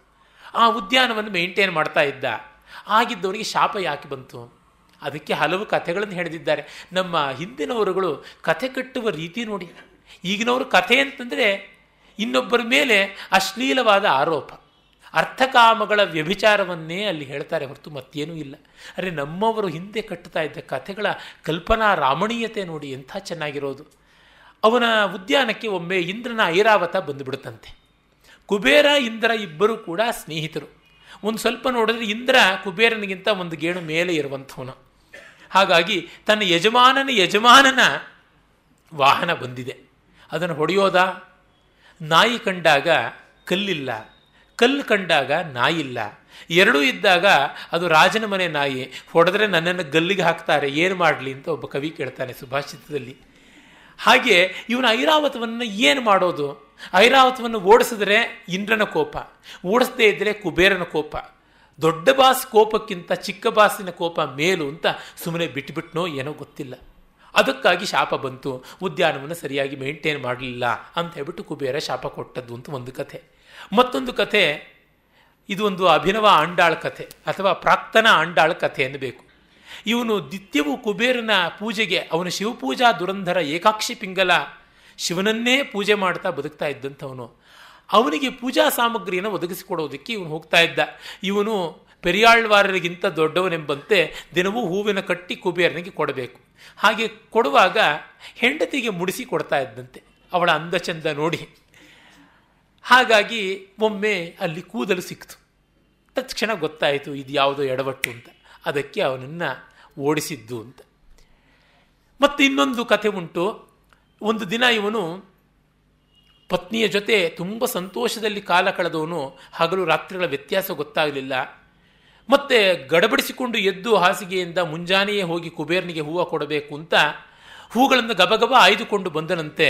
ಅದು ದಿವ್ಯ ಮಂದಾಕಿನಿಯಲ್ಲಿ ಬೆಳೆಯುವಂತಹ ಸ್ವರ್ಣ ಕಮಲಗಳು.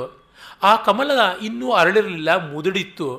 ಚೆನ್ನಾಗಿರುತ್ತೆ ಕಮಲ, ಕೋರಕ ಅಂತ ಭಾವಿಸಿಕೊಂಡು ಅದನ್ನು ತೆಗೆದುಕೊಂಡು ಹೋದ. ದುರ್ದೈವದಿಂದ ಅಲ್ಲೊಂದು ತುಂಬಿ ಸೆರೆಯಾಗಿತ್ತು. ತುಂಬಿಗಳು ಮರವನ್ನೇ ಕೊರೆಯಬಲ್ಲವು, ಆದರೆ ಮೃದುವಾದ ಕಮಲದ ದಳಗಳನ್ನು ಸೀಳಲಾರವು. ಪ್ರೀತಿ ಅಂದರೆ ಅಂಥದ್ದಲ್ವ. ಕಮಲದ ಮಕರಂದದಲ್ಲಿ ಆಸಕ್ತವಾದ ತುಂಬಿ ಅದನ್ನು ಸೀಳಲ್ಲ ಅಂದರೆ ನಾವಿನ್ನೆಷ್ಟು ಸುಕುಮಾರವಾಗಿರಬೇಕು ಅನ್ನುವುದು ಕೂಡ ಅಲ್ಲಿಯ ಧ್ವನಿ. ಆ ಸ್ನೇಹದ ಕಾರಣ ಅದು ಸರಿಯಾಗಿರುತ್ತೆ. ಸ್ನೇಹ ನಮ್ಮನ್ನು ಯಾವ ನಿರ್ಬಂಧಕ್ಕೂ ಒಳಪಡಿಸುತ್ತೆ. ಆ ತುಂಬಿ ಇರುವಂತಹ ಮಧುಪಗ್ರಸ್ತವಾದ ಮಧುಪತ್ರಸ್ತವಾದ ಆ ಕಮಲವನ್ನು ತೆಗೆದುಕೊಂಡು ಹೋಗಿ ಕೊಟ್ಟ. ಅಷ್ಟೊತ್ತಿಗೆ ಅದು ಅರಳುಬಿಡ್ತು. ಕುಬೇರ ಶಿವಾಯ ನಮಃ ಅಂತ ಇಡುವಾಗ ಅದು ಝೇಂಕರಿಸಿ ಹಾರಿ ಬಂದು ಕುಬೇರನ ಕೈಯನ್ನು ಕಚ್ಚಿತಂತೆ. ಅದಕ್ಕೆ ಇವನಿಗೆ ಪನಿಷ್ಮೆಂಟ್ ಕೊಟ್ಟ ಅಂತ. ಇಂಥ ಒಳ್ಳೆ ಕಥೆಗಳನ್ನು ಈಗ ಎಲ್ಲಿಯಾದರೂ ನಾವು ಓದೋದಕ್ಕೆ ಸಾಧ್ಯವ, ಕೇಳೋದಕ್ಕೆ ಸಾಧ್ಯವ? ಈ ಕಲ್ಪನೆಗೆ ಒಂದು ನವರಾದ ಘಮಲು ರಾಸಿಕ್ಯ ಬೇಕಲ್ವ. ಇರಲಿ, ಈಗಂತೂ ಆ ಯಕ್ಷ ಹೊರಟ, ಶಾಪಗ್ರಸ್ತನಾಗಿ ಭೂಮಿಗೆ ಬಂದು ಬಿದ್ದ. ಹಜಾರಿ ಪ್ರಸಾದ್ ದ್ವಿವೇದಿಗಳು ಹೇಳ್ತಾರೆ, ಈ ಕುಬೇರ ಈ ಒಂದು ಸಣ್ಣ ದೋಷಕ್ಕೆ ಇಷ್ಟು ದೊಡ್ಡ ಕ್ಯಾಪಿಟಲ್ ಪನಿಷ್ಮೆಂಟ್ ಕೊಟ್ಟುಬಿಡೋದೆ. ದೇವತೆಗಳು ಹೇಳಿ ಕೇಳಿ ಭೋಗಜೀವಿಗಳು, ನಾವು ಮಾನವರು ಗುಣತ್ರಯಗಳನ್ನು ತುಂಬಿಸಿಕೊಂಡ್ರೆ ದೇವತೆಗಳಲ್ಲಿ ರಜೋಗುಣ ಜಾಸ್ತಿ, ತೈಜಸ ಭೂತ ಅಂದರೆ ತೇಜೋಭೂತ, ಆ ಅಗ್ನಿಭೂತ ಅವರಲ್ಲಿ ಜಾಸ್ತಿ. ಹಾಗಾಗಿ ಸ್ವರ್ಗದಲ್ಲಿ ಭೋಗ ಜಾಸ್ತಿ, ಅಲ್ಲಿಯ ಭೋಗ ಆದಮೇಲೆ ಭೂಮಿಗೆ ಬಂದು ಬೀಳಲೇಬೇಕು. ಪಾಪ ಸುಖ ಪಡುವುದು ಅವರ ಜಾಯಮಾನ. ಅಂಥವರಿಗೆ ಇಂಥ ಕಷ್ಟ ಕೊಡೋದು ಸರಿನಾ? ಈ ಸಂದರ್ಭದಲ್ಲಿ ಒಂದು ಕಥೆಯನ್ನು ಹಜಾರಿ ಪ್ರಸಾದ್ ದ್ವಿವೇದಿಗಳು ಹೇಳ್ತಾರೆ. ಹಿಂದೊಬ್ಬ ಭಾರತ ದೇಶದಲ್ಲಿ ರಹೀಮ್ ಅಂತ ಒಬ್ಬ ಪಾರ್ಸಿ ಕವಿ ಇದ್ದ ಮೊಘಲರ ಕಾಲದಲ್ಲಿ. ಅವನ ಸೇವಕ ಒಬ್ಬ 6 ತಿಂಗಳು ಫ್ರೆಂಚ್ ಲೀವ್ ತಗೊಂಡು ಬಂದೇ ಇಲ್ಲ, ಕೆಲಸಕ್ಕೆ ಬರಲಿಲ್ಲ. ಇವನಿಗೆ ಬಹಳ ಕೋಪ ಬಂತಂತೆ. 6 ತಿಂಗಳು ಬರಲೇ ಇಲ್ವಲ್ಲ ಎಂಥವನು ಅಂತ. ಖಾನ ಅಬ್ದುರ್ ರಹೀಮ್ ಅಂತ ಆ ಕವಿ ಹೆಸರು, ದೊಡ್ಡ ಹೆಸರದು. ಅವನು ಸೇವಕ ಬರಲಿಲ್ಲ ಅಂತ ಅವನನ್ನು ವಜಾ ಮಾಡಿಬಿಡಬೇಕು ಅಂತಿದ್ದ. ಇತ್ತ ಸೇವಕ 6 ತಿಂಗಳಾಯಿತು, ಯಜಮಾನನ ಕಡೆಗೆ ತಲೆ ಇಡಲಿಲ್ಲ, ಏನಾಗುತ್ತೋ ಏನು ಅಂತ ತನ್ನ ಮಡದಿಯನ್ನು ಕೇಳಿದಂತೆ. ನಿನ್ನ ನೋಡ್ತಾ ಮೈ ಮರೆತು ಬಿಟ್ಟೆ, ತಿಂಗಳುಗಳು ಹೋದದ್ದು ಗೊತ್ತೇ ಆಗಲಿಲ್ಲ ಅಂತ. ಒಂದು ಸುಭಾಷಿತವೇ ಉಂಟಲ್ಲ, ವಿರಹಿಗಳ ಒಂದು ದಿವಸ ಎಷ್ಟು ಅಂತಂದರೆ, ಯಾರು ಸುಖ ಪಡ್ತಾ ಇರ್ತಾರಲ್ಲ ಅವರುಗಳ ಒಂದು ಕಲ್ಪ ವರ್ಷ ಎಷ್ಟೋ ಅಷ್ಟು ಇವರ ಒಂದು ದಿವಸ, ಒಂದು ಕ್ಷಣ ಅಂತ. ವಿರಹಿಗಳ ಒಂದು ವಿಯೋಗದ ಕಾಲ ಎಷ್ಟು ದೀರ್ಘವಾಗುತ್ತೆ ಅಂದರೆ, ಅದಕ್ಕೆ ಒಬ್ಬ ವಿರಹಿಣಿ ಹೇಳ್ತಾಳೆ, ಬ್ರಹ್ಮ ನನಗೇನು ಮಾಡಬೇಡ, ನಾನು ವಿರಹವಾಗಿದ್ದಾಗ ನನ್ನ ದಿವಸ ಎಷ್ಟು ಉದ್ದವಾಗಿತ್ತೋ ಅಷ್ಟು ಉದ್ದವಾಗಿ ನಾನು ನನ್ನ ಪತಿಯ ಜೊತೆಗಿದ್ದಾಗ ದಿವಸವನ್ನು ಅನುಗ್ರಹ ಮಾಡಿಬಿಡು ಸಾಕು ಅಂತ. ಹೀಗಾಗಿ ಅವನಿಗೆ ಗೊತ್ತಾಗಲಿಲ್ಲ. ಆಗ ಅವಳು ಹೆಂಡತಿ ಕವಯಿತ್ರಿ ಅಂತೆ, ಅವಳು ಒಂದು ಪದ್ಯವನ್ನು ಬರ್ಕೊಡ್ತಾಳೆ. ಆ ಪದ್ಯವನ್ನು ತುಂಬ ಚೆನ್ನಾಗಿ ಅವಳು ರಚನೆ ಮಾಡ್ತಾಳೆ. ಅದು ಪರ್ಷಿಯನ್ ಭಾಷೆಯ ಬರವೈ ಅನ್ನುವಂಥ ಒಂದು ಛಂದಸ್ಸಲ್ಲಿರೋ ಪದ್ಯ. ಈ ಪದ್ಯವನ್ನು ಕೊಡು ನಿನ್ನ ಯಜಮಾನನಿಗೆ ನೋಡೋಣ ಅಂತ. ಅವನು ಅಂಜುಕೊಂಡು ಬಂದು ಅವನ ರಹೀಮ್ನ ಮುಂದೆ ಇಡ್ತಾನಂತೆ. ಇಟ್ಟಾಗ ಆ ಪದ್ಯ ನೋಡಿದ ತಕ್ಷಣ ಅವನಿಗೆ ಪೂರ್ಣವಾಗಿ ಕೋಪ ಇಳಿದು ಹೋಯ್ತಂತೆ ಅವನ ಮೇಲೆ. ಈ 6 ತಿಂಗಳವನು ಬರದೇ ಇದ್ದರೂ ಒಳ್ಳೆಯ ಪದ್ಯ ತಂದಲ್ಲ, ನನಗೆ ಓದುವ ಸಂತೋಷ ಬಂತಲ್ಲ ಅಂತ.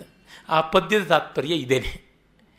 ಸಮಾಗಮ ಕಾಲದ ಒಂದು ಅವಧಿ, ವಿಯೋಗ ಕಾಲದ ಅವಧಿ ಒಂದೇ ಆಗಿದ್ದರೆ ಎಷ್ಟು ಚೆಂದ. ಆದರೆ ಹಾಗಿಲ್ಲ, ವಿರಹಾವಧಿ ದೀರ್ಘ, ಸಮಾಗಮಾವಧಿ ಅಲ್ಪ ಮಾಡದನಲ್ಲ ವಿಧಿ, ಅವನ ಮನೆ ಹಾಳಾಗಲಿ ಅಂತ. ಅವನನ್ನು ಕ್ಷಮಿಸಿ ಅವನಿಗೆ ಬಹುಮಾನವನ್ನು ಕೊಟ್ಟ ಅಂತ ಕಥೆ. ಅದಕ್ಕೆ ಹಜಾರಿ ಪ್ರಸಾದ್ ದ್ವಿವೇದಿಗಳು ಹೇಳ್ತಾರೆ, ಇವರು ಮನುಷ್ಯರು, ಆದರೆ ಕುಬೇರ ದೇವತೆ. ಮನುಷ್ಯ ಕ್ಷಮಿಸಬಲ್ಲ, ಮನುಷ್ಯನ ಹೃದಯ ಕೋಮಲ ವಿವಶ, ಆದರೆ ದೇವತೆ ಕ್ಷಮಿಸಲಾರ. ಅವನು ಕಠೋರ ನಿಯಮದ ಅನುಶಾಸಕ. ಮನುಷ್ಯ ನಿಯಮದಿಂದ ಕದಲಬಲ್ಲ, ಆದರೆ ದೇವತೆಯ ಕುಟಿಲ ಭ್ರುಕುಟಿ ನಿಯಮವನ್ನು ನಿರಂತರವೂ ರಕ್ಷಿಸುತ್ತದೆ. ಮನುಷ್ಯ ತಪ್ಪು ಮಾಡುತ್ತಾನೆ, ಆದ್ದರಿಂದಲೇ ಅವನು ದೊಡ್ಡವನು. ದೇವತೆಗಳು ಅನುಶಾಸನ ಮಾಡುತ್ತಾರೆ, ಆದ್ದರಿಂದ ಅವರೂ ದೊಡ್ಡವರು. ಅಂದರೆ ನಮಗೆ ತಾಳಿಕೊಳ್ಳುವ ಗುಣ ಉಂಟು, ಬಾಳಿಸುವ ಗುಣ ಉಂಟು ಅಂತ ಎಷ್ಟು ಸುಂದರವಾಗಿ ಹಜಾರಿ ಪ್ರಸಾದ್ ದ್ವಿವೇದಿಗಳು ಈ ಸಂದರ್ಭವನ್ನು ವಿಸ್ತರಿಸ್ತಾರೆ ನೋಡಿ. ಇಲ್ಲಿ ಐರಾವತವೇ ಎಡವಟ್ಟು ಮಾಡಿರಬೇಕು ಅಂತ ಒಂದು ಊಹೆ. ಯಾಕೆ ಅಂದರೆ ಮುಂದೆ ಮೋಡ ಕಂಡಿದ್ದು ಹೇಗೆ ಅಂದರೆ, ವಪ್ರಕ್ರೀಡಾ ಪರಿಣತ ಗಜಪ್ರೇಕ್ಷಣೀಯ. ಒಂದು ಆನೆ, ತನ್ನ ಮರಿಯಾನೆ ದಿಣ್ಣೆಗಳನ್ನು, ತನ್ನ ಕೊಂಬಿನಿಂದ ಮಣ್ಣಿನ ದಿಣ್ಣೆಗಳನ್ನು ದಂತದಿಂದ ತಿವಿದು ಆಟ ಆಡ್ತಾ ಇರುತ್ತೆ. ಗೂಳಿಗಳು ಹಾಗೆ ಆಟ ಆಡುತ್ತವೆ. ಅದು ಕೊಂಬಿನಿಂದ ತಿವಿಯುತ್ತವೆ, ಇವು ದಂತದಿಂದ ತಿವಿಯುತ್ತವೆ. ಆ ತರಹ ಬೆಟ್ಟ ಅನ್ನುವ ಮಣ್ಣಿನ ಗುಡ್ಡೆಯನ್ನೇ ತಿವಿಯುವಂತಹ ಆನೆಯ ಹಾಗೆ ಮೋಡ ಬೆಟ್ಟದಿಂದ ಅಂಚಿನಿಂದ ಬಂತಂತೆ, ಯಕ್ಷನ ಕಣ್ಣಿಗೆ ಕಾಣಿಸ್ತಂತೆ. ಅದನ್ನು ಕಂಡಾಗ ಯಕ್ಷನ ಮನಸ್ಸಿನಲ್ಲಿ ಆಗೊಂದು ಆನೆ ಕಾಣಿಸಿ 1 ವರ್ಷ ಗಡೀಪಾರಾಗಬೇಕಾಯಿತು, ಈಗೊಂದು ಆನೆ ಕಂಡು ಜೀವಮಾನ ಇಡೀ ಗಡೀಪಾರಾಗಬೇಕಾ ಅನ್ನುವ ಹೆದರಿಕೆ ಆಯಿತು ಅಂತ ಹಜಾರಿ ಪ್ರಸಾದ್ ದ್ವಿವೇದಿಗಳು ಹೇಳಿ ಆಮೇಲೆ ಇದು ಆನೆ ಅಲ್ಲ ಅಂತಂದುಕೊಳ್ತಾರೆ. ಹೀಗೆ ಇಷ್ಟು ಸೊಗಸಾಗಿ ಮೇಘದೂತದ ಆರಂಭವಾಗುತ್ತೆ. ಆಮೇಲೆ ಇನ್ನೂ ಒಂದು ಸ್ವಾರಸ್ಯ ಅಲ್ಲಿ ಕಾಣುವಂಥದ್ದು ಏನು ಅಂತಂದರೆ, ತನ್ನ ಅಧಿಕಾರದಲ್ಲಿ ಪ್ರಮತ್ತತೆ. ಅದು ಮನುಷ್ಯನಿಗಿರುವ ದೊಡ್ಡ ಕಷ್ಟ. ಅಧಿಕಾರ ಇಲ್ಲದ ಜಾಗದಲ್ಲಿ ಯಾವುದೇ ಒಂದು ಜವಾಬ್ದಾರಿ ಇಲ್ಲದೆ ಇರುವಾಗ ಹೇಗೂ ಇರಬಲ್ಲ. ಜವಾಬ್ದಾರಿ ಬಂದ ತಕ್ಷಣ ಸರಿಯಾಗಿ ಇರಲೇಬೇಕು. ಅದರಿಂದಲೇ ಅಪೋಸಿಷನ್ನಲ್ಲಿರುವಾಗ ಎಲ್ಲರೂ ವಾಕ್ಷೂರರೇ, ಬೇಕಾದಷ್ಟು ಗಲಾಟೆ ಮಾಡ್ತಾರೆ. ಆದರೆ ರೂಲಿಂಗ್ ಪಾರ್ಟಿಗೆ ಬಂದ ತಕ್ಷಣ ಬಾಯಿಗೆ ಬಿರಟೆ ಬೀಳುತ್ತೆ. ಒಬ್ಬ ವ್ಯಕ್ತಿಯನ್ನು ಸುಮ್ಮನೆ ಇರುವಂತೆ ಮಾಡಬೇಕು ಅಂದರೆ ಅವನಿಗೊಂದು ಸ್ಥಾನ ಕೊಡಬೇಕು. ಒಬ್ಬರು ತುಂಬ ದೊಡ್ಡ ಕಮ್ಯುನಿಸ್ಟ್ ವಾದಿಗಳು, ತುಂಬ ಕಿಡಿಗೇಡಿತನ, ತಗಾದೆ, ಕಿತಾಪತಿ ಎಲ್ಲ ಮಾಡ್ತಾ ಇದ್ರು. ಇವ್ರನ್ನ ಸರಿ ಮಾಡೋದು ಹೇಗೆ ಅಂತ ನಾನು ನಮ್ಮ ಗುರುಗಳು ಡಾಕ್ಟರ್ ಎಸ್ ರಾಮಸ್ವಾಮಿ ಅವ್ರನ್ನ ಕೇಳಿದೆ. ಅವನಿಗೆ ಮದುವೆ ಮಾಡಿಬಿಡಿ ಇಪ್ಪ, ಸರಿ ಹೋಗ್ತಾನೆ ಅಂತಂದರು. ಅಂದರೆ ಗೃಹಸ್ಥ ಅನ್ನುವ ಬಾಧ್ಯತೆ ಬಂದ ತಕ್ಷಣ ಕಮ್ಯುನಿಸ್ಟ್ ಹೋಗಿ ಕ್ಯಾಪಿಟಲಿಸ್ಟ್ ಆಗಿಬಿಡ್ತಾನೆ ಎನ್ನುವಂಥದ್ದು. ಹೀಗೆ ಆ ಮೊದಲಿನ ಪದ್ಯದ ಸ್ವಾಧಿಕಾರ ಅದು ತುಂಬ ಮುಖ್ಯ. ಅಲ್ಲಿಯ ಎಚ್ಚರ ಕೂಡ ಅದು ಎಂಥದ್ದು ಅಂತ.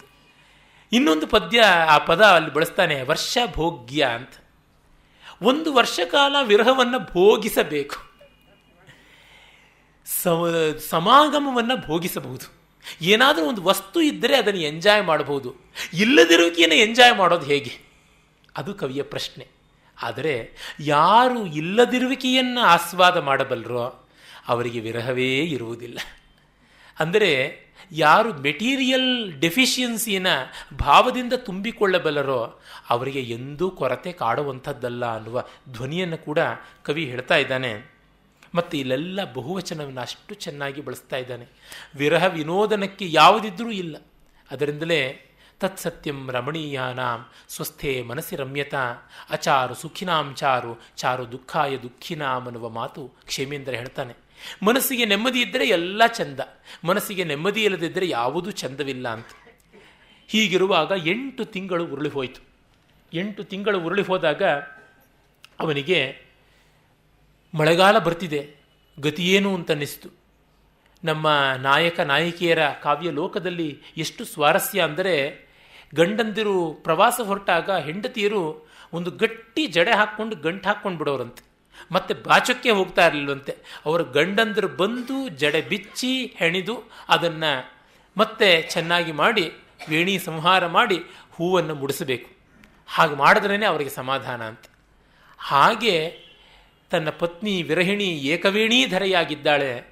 ಇಂಥ ಸ್ಥಿತಿಯಲ್ಲಿ ಅವಳಿಗೆ ಆಶ್ವಾಸನ ಸಾಂತ್ವನ ಕೊಡುವುದು ಹೇಗೆ ಅಂತ ಯೋಚನೆ ಮಾಡ್ತಾ ಇದ್ದಾನೆ. ತಸ್ಮಿನ್ ಅದ್ರವು ಕಥಿಚಿದಬಲ ವಿಪ್ರಯುಕ್ತ ಸ ಕಾಮಿ ನೀತ್ವಾ ಮಾಸಾನ್ ಕನಕವಲಯ ಭ್ರಂಶ ರಿಕ್ತ ಪ್ರಕೋಷ್ಠ ಆಷಾಢಸ್ಯ ಪ್ರಥಮ ದಿವಸೆ ಮೇಘಮಾಶ್ಲಿಷ್ಟ ಸಾನುಂ ವಪ್ರಕ್ರೀಡಾ ಪರಿಣತ ಗಜಪ್ರೇಕ್ಷಣೀಯಂ ದದರ್ಶ ಅಂತ. ಇಲ್ಲಿ ಆ ಒಂದು ರಾಮಗಿರಿಯಲ್ಲಿ ಅವನು ವಿರಹದಿಂದ ಇದ್ದ ಅಂತ. ಈಗ ಬಂತು ಸಮಸ್ಯೆ. ವಿದ್ವಾಂಸರು ದೊಡ್ಡ ಚರ್ಚೆ ಮಾಡಿದ್ದಾರೆ, ರಾಮಗಿರಿ ಯಾವುದು ಅಂತ. ದೊಡ್ಡವರು ಆಗಿಬಿಟ್ರೆ ಯಾರಾದರೂ ವ್ಯಕ್ತಿಗಳು ಇವನಾರವ ಇವನಾರವ ಇವನಾರವ ಎಂದರೆ ಇವನಮ್ಮವ ಇವನಮ್ಮವ ಇವನಮ್ಮವ ಅಂತ ಹೇಳ್ತಾರೆ ಅಂತ ಬಸವಣ್ಣನವರು ಹೇಳಿದ್ರಲ್ಲ, ಹಾಗೆ ಕಾಳಿದಾಸ ಯಾವ ಊರಿನವನು? ನಮ್ಮೂರಿನವನು. ಬಂಗಾಳದವ್ರು ನೋಡಿ, ನಮ್ಮಲ್ಲಿ ಚಂಡೀದಾಸ, ದುರ್ಗಾದಾಸ ಮೊದಲಾದ ಬೇಕಾದಷ್ಟು ಜನ ದಾಸ ಅನ್ನುವ ಕವಿಗಳಿದ್ದಾರೆ. ಇವರೆಲ್ಲ ಯಾತಕ್ಕೆ ದಾಸ ಅಂತ ಇಟ್ಕೊಂಡ್ರು? ಕಾಳಿದಾಸನಿಂದಲೇ. ಯಾಕೆ? ದಾಸತಾಂ ಕಾಳಿದಾಸಸ್ಯ ಕವಿಯ ಕೇನ ಬಿಭ್ರತಿ. ಗಂಗಾದೇವಿ ಹೇಳಿದ್ರಲ್ಲ, ಕಾಳಿದಾಸನಿಗೆ ದಾಸರಾಗದೇ ಇರುವಂಥವ್ರು ಯಾರು ಅಂತ. ಆದರೆ ಕಾಶ್ಮೀರದವರು ಹೇಳ್ತಾರೆ, ಎಲ್ಲಾದರೂ ಉಂಟೆ ದೇವತಾತ್ಮನಾದ ಹಿಮಾಲಯವನ್ನು ನಮ್ಮಲ್ಲಿ ಕಂಡಂತೆ ಇನ್ನು ಬೇರೆ ಕಡೆ ಕಾಣುವುದುಂಟೆ? ನಮ್ಮ ಅಲಂಕಾರಿಕರು ಕಾಳಿದಾಸನನ್ನು ಎತ್ತಿ ಹಿಡಿದಂತೆ ಬೇರೆ ಯಾರಾದರೂ ಹಿಡಿದಿದ್ದಾರ? ನಮ್ಮವನಾಗದೇ ಇದ್ರೆ ಆ ಕೆಲಸ ಮಾಡ್ತಾ ಇದ್ರ? ಕುಂಕುಮ ಕೇಸರವನ್ನು ಅವನು ಎಷ್ಟು ಚೆನ್ನಾಗಿ ವರ್ಣಿಸಿದ್ದಾನೆ, ನಮ್ಮವನೇ ಅವನು ಅಂತ ಹೇಳ್ಬಿಟ್ಟು. ಆದರೆ ಕೇರಳದವರು ಹೇಳ್ತಾರೆ, ಕೇರಳದವರು ಯಾರನ್ನೂ ಬೇಕಾದ್ರೆ ನಮ್ಮವರು ಅಂತ ಅಂದ್ಬಿಡ್ತಾರೆ. ಕಾಳಿದಾಸ ನಮ್ಮವನೇ ಹೌದು, ಇಂದೂ ಕೂಡ ನಾವು ಅವನನ್ನು ಅಷ್ಟು ಅಭಿಮಾನಿಸ್ತೀವಿ. ಹಾಗಲ್ಲವಾದರೆ ಅವನ ಮೇಘದೂತದ ಅನುಕರಣ ಕಾವ್ಯ ಪರಂಪರೆಯನ್ನೇ ನಮ್ಮಲ್ಲಿ ಸೃಷ್ಟಿ ಮಾಡ್ತೀವಿ. ಮಲಯಾಳಂನಲ್ಲಿ ಕೂಡ ಸಂದೇಶ ಕಾವ್ಯಗಳು, ಮಲಯಾಳಂ ಸಾಹಿತ್ಯ ಹುಟ್ಟುವುದೇ ಸಂದೇಶ ಕಾವ್ಯಗಳಿಂದ. ಹೀಗಾಗಿ ಕಾಳಿದಾಸ ನಮ್ಮವನು ಅಂತ. ಇದೇ ವೇದಿಕೆಯಲ್ಲಿ ಒಮ್ಮೆ ಕಾಳಿದಾಸ ಯಾವ ಪ್ರಾಂತದವನು ಅಂತ ಒಂದು ಚರ್ಚೆ ಮಾಡುವಾಗ ವಿದ್ವಾಂಸರೊಬ್ಬರು, ಅವರು ಕಾಶ್ಮೀರದವನು ಕಾಳಿದಾಸ ಅಂತ. ಕಾರಣ ಅವರು ಡಾಕ್ಟರೇಟ್ ಥೀಸಿಸು ಕಾಶ್ಮೀರದ ಬಗ್ಗೆ ಇದ್ದದ್ದು, contribution of Kashmir to Sanskrit literature ಅಂತ. ಅವರು ಯಾರೂ ಅಲ್ಲ, ನನ್ನ ಬಂಧುಗಳು, ನನ್ನ ತಂದೆಯವರ ಸೋದರತ್ತೆ ಮಗ ಡಾಕ್ಟರ್ ಕೆ ಎಸ್ ನಾಗರಾಜನ್. ಅವರು ಪ್ರತಿಪಾದಿಸಿದರಂತೆ, ಅದು ಕಾಳಿದಾಸ ಇಲ್ಲಿಯವನೇ, ಅಂದರೆ ಕಾಶ್ಮೀರದವನೇ ಅಂತ. ಆಗ ಡಿ ವಿ ಜಿಯವರು ಇದ್ದರಂತೆ, ನಾಗರಾಜನ್ ಕಾಳಿದಾಸ ಖಂಡಿತ ಕಾಶ್ಮೀರದವನಲ್ಲ, ಯಾರ ಕಡೆಯವನು ಅಲ್ಲ, ಅವನು ನಮ್ಮ ಕರ್ನಾಟಕದವನು, ಇಲ್ಲೇ ಕ್ಲೋಸ್ ಪೇಟೆನಲ್ಲಿದ್ದವನು ಅಂತ. ಯಾಕೆ ಅಂತ ಕೇಳಿದ್ರೆ, ನೋಡು ಅಲ್ಲಿ ಮೇಘದೂತದಲ್ಲಿ ಕಶ್ಚಿತ್ ಕಾಂತ ವಿರಹಗುರುಣ ಪದ್ಯದಲ್ಲಿ ರಾಮಗಿರಿ ಆಶ್ರಮೇಶು ಅಂತಿದೆ. ಅದು ಗಿರಿಯಲ್ಲಿ ಆಶ್ರಮ ಹೇಗಿರುತ್ತೆ, ಅದು ನಗರಿ ಆಶ್ರಮೇಶು, ರಾಮನಗರಿ ಆಶ್ರಮೇಶು ಅಂತ ಛಂದಸ್ಗೋಸ್ಕರ ಎಗರಿಸ್ಬಿಟ್ಟಿದ್ದಾನೆ, ನಕಾರ ಮಾಡಿಬಿಟ್ಟಿದ್ದಾನೆ ಅಂತಂದ್ರಂತೆ. ಹೀಗೆ ಪ್ರತಿಯೊಬ್ಬರೂ ಹೇಳ್ಕೊಳ್ತಾರೆ, ಆ ಥರ ಚರ್ಚೆ ಮಾಡಿದ್ದಾರೆ. ಮಹಾರಾಷ್ಟ್ರದಲ್ಲಿ ರಾಮಟೇಕ್ ಅಂತ ಒಂದಿದೆ ನಾಗಪುರದ ಹತ್ರ. ಅದು ಮೇಘದೂತದ ಪ್ರಸ್ಥಾನ ಸ್ಥಾನ ಅಂತ. ಅಂದರೆ ಮೇಘ ಎಲ್ಲಿ ಯಕ್ಷನಿಗೆ ಕಾಣಿಸ್ತು, ರಾಮಗಿರಿ ಅನ್ನುವುದು ರಾಮಟೇಕ್ ಅಂತ ಹೇಳ್ಬಿಟ್ಟು ಅದು ಎಲ್ಲಿವರೆಗೂ ಮಾಡಿದ್ದಾರೆ ಅಂತಂದರೆ, ಅಲ್ಲಿ ಕವಿಕುಲಗುರು ಕಾಳಿದಾಸ ಸಂಸ್ಕೃತ ವಿಶ್ವವಿದ್ಯಾಲಯವನ್ನು ಮಾಡಿದ್ದಾರೆ. ಮತ್ತು ಅಲ್ಲಿ ಒಂದು ಮೇಘದೂತ ಮೆಮೋರಿಯಲ್, ಕಾಳಿದಾಸ ಮೆಮೋರಿಯಲ್ ಅಂತ ಒಂದು ಸ್ಮಾರಕವನ್ನು ಕೂಡ ಕಟ್ಟಿದ್ದಾರೆ. ಆದರೆ ಇದನ್ನು ಮೊದಲು ಈ ಜಾಗ ಅಂತ ಗುರುತಿಸಿದವರು ಮಹಾಮಹೋಪಾಧ್ಯಾಯ ವಿ ವಿ ಮಿರಾಶಿಯವರು, ಅವರು ಮಹಾರಾಷ್ಟ್ರದವರು. ಆದರೆ ಮಧ್ಯಪ್ರದೇಶದವರಾದಂತಹ ಕೌಟೇಕರ್ ಮೊದಲಾದಂಥವರು, ಪ್ರಭಾಕರ್ ನಾರಾಯಣ ಕೌಟೇಕರ್ ಆಗಲಿ, ಮತ್ತೀಗ ಶ್ರೀನಿವಾಸ ರಥ ಇರಬಹುದು, ಅಥವಾ ಭಾಸ್ಕರಾಚಾರ್ಯ ತ್ರಿಪಾಠಿ, ಬಚ್ಚುಲಾಲ್ ಅವಸ್ಥಿ, ಇಂಥ ವಿದ್ವಾಂಸರೆಲ್ಲ ಇಲ್ಲ ಅವನು ಮಧ್ಯಪ್ರದೇಶಕ್ಕೆ ಸೇರಿದವರು, ಉಜ್ಜಯಿನಿ ಕಾಳಿದಾಸನ ಅವರು ನಿರ್ವಿವಾದ, ಅದು ನಮಗೆ ಗೊತ್ತಾಗಿದೆ. ಅವನು ಇಲ್ಲಿಂದಲೇ ಕಳಿಸಿದ್ದು, ಉಜ್ಜಯಿನಿಯಿಂದಲೇ ಮೇಘದೂತವನ್ನು ಅವನು ಲಾಂಚ್ ಮಾಡಿದ್ದು ಅಂತ ಹೇಳ್ಬಿಟ್ಟಿದ್ದನುವೆ. ಅದು ರಾಮಗಢ ಅಥವಾ ರಾಮಗಢ ಅಂತ ಹೇಳ್ಬಿಟ್ಟಿದ್ದನುವೆ ಸರ್ಗುಜಾ ಡಿಸ್ಟ್ರಿಕ್ಟ್ನಲ್ಲಿ ಅಂಬಿಕಾಪುರದ ಹತ್ತಿರ ಇದೆ, ಮಧ್ಯಪ್ರದೇಶದಲ್ಲಿ ಒಂದು ಪ್ರಾಂತ ಅದು ಅಂತ. ಅದನ್ನು ಪರಾಂಜಪೆ ಎನ್ನುವವರು ಪುಣೆಯವರು, ಮಹಾರಾಷ್ಟ್ರದವರಾದರೂ ಅದನ್ನು ಅವರು ಎಸ್ಟಾಬ್ಲಿಷ್ ಮಾಡಿ ತೋರಿಸಿದ್ದಾರಂತೆ, ಇದೆ ಅಂತ ಹೇಳ್ಬಿಟ್ಟು. ಯಾಕೆ ಅಂದರೆ ಅದಕ್ಕೆ ಕಾರಣ ಕೊಡ್ತಾರೆ. ಒಂದೇ ಪುಂಸಾಂ ರಘುಪತಿ ಪದೈರಂಕಿತಂ ಮೇಖಲಾಸು ಅಂತನ್ನುವ ಮಾತು ಬರುತ್ತೆ. ಶ್ರೀರಾಮಚಂದ್ರನ ಪರಮ ಪಾವನವಾದ ಪಾದ ಮುದ್ರಿಕೆಗಳಿಂದ ಚಿಹ್ನಿತವಾದಂಥದ್ದು ಈ ರಾಮಗಿರಿ ಅಂತ. ಅಲ್ಲಿ ರಾಮಗಢದಲ್ಲಿ ಈಗಲೂ ಆ ಬೆಟ್ಟದ ಮೇಲೆ ಶ್ರೀರಾಮನ ಪಾದ ಮುದ್ರಿಕೆ ಇದೆ ಅಂತ ತೋರಿಸ್ತಾರಂತೆ. ಜೊತೆಗೆ ಅಲ್ಲವೇ ಕೂಡ ಮಡಿಯ ಅಂತ ಹೇಳ್ಬಿಟ್ಟಿದನುವೆ ಒಂದು ಸಮೂಹ ಇದೆ, ಬುಡಕಟ್ಟು ಸಮೂಹ. ಅವರು ಅಲ್ಲಿಯೇ ಒಂದು ಪೀಠಭೂಮಿ, ಅಂದರೆ ಪ್ಲೇಟೋ ಅನ್ನುವಂಥ ಜಾಗ ಯಾವುದಿದೆ ಆ ಪ್ರಸ್ಥಭೂಮಿಯಲ್ಲಿ ವ್ಯವಸಾಯ ಮಾಡ್ತಾರೆ, ಅದು ಮಾಲಾ ಅಂತ. ಅದಕ್ಕೆ ಅಲ್ಲಿ ಮುಂದೆ ಕಾಳಿದಾಸ ತನ್ನ ಮೇಘದೂತದಲ್ಲಿ ಒಂದು ಮಾತನ್ನು ಹೇಳ್ತಾನೆ, ಮಾಲಾ ಅನ್ನುವಂಥ ಒಂದು ಶಬ್ದವನ್ನು ಕೂಡ ಬಳಸ್ತಾನೆ. ಈ ಮಾಲ ಪ್ರದೇಶಕ್ಕೆ ನೀನು ಹೋಗಬೇಕಾಗತ್ತೆ, ಅಲ್ಲಿಂದ ಮುಂದೆ ನೀನು ಬೇರೆ ಬೇರೆ ಪ್ರಾಂತಗಳನ್ನು ಹೋಗಿ ಸೇರಬೇಕಾಗುತ್ತೆ ಅನ್ನುವುದನ್ನು ಕೂಡ ಅವನು ಹೇಳ್ತಾನೆ. ಹೀಗಾಗಿ ಇದು ಅದೇ ಜಾಗ ಆಗಿರಬೇಕು ಅನ್ನುವಂಥ ಕ್ಷೇತ್ರ ಮಾರುಹ್ಯ ಮಾಲಂ ಅನ್ನುವ ಭಾಗ ಬರುತ್ತೆ, ಅದು ಇದಕ್ಕೆ ಸಂಬಂಧಪಟ್ಟಿದ್ದು ಅಂತ ಹೇಳ್ತಾರೆ.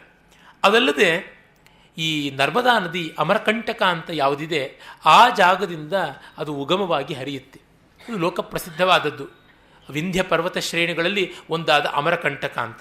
ಈ ಅಮರಕಂಟಕ ಅನ್ನೋದು ಆಮ್ರಕಂಟಕ, ಆಮ್ರಕೂಟ ಅಂತ ಹೇಳ್ಬಿಟ್ಟಿದ್ದು ಸಾನುಮಾನ್ ಆಮ್ರಕೂಟ ಅಂತ ಮೇಘದೂತದಲ್ಲಿ ಒಂದು ಮಾತು ಬರುತ್ತೆ. ಹಾಗಾಗಿ ಆಮ್ರಕೂಟಕ್ಕೆ ಸಂಬಂಧಪಟ್ಟಿದ್ದು ಅಂತ.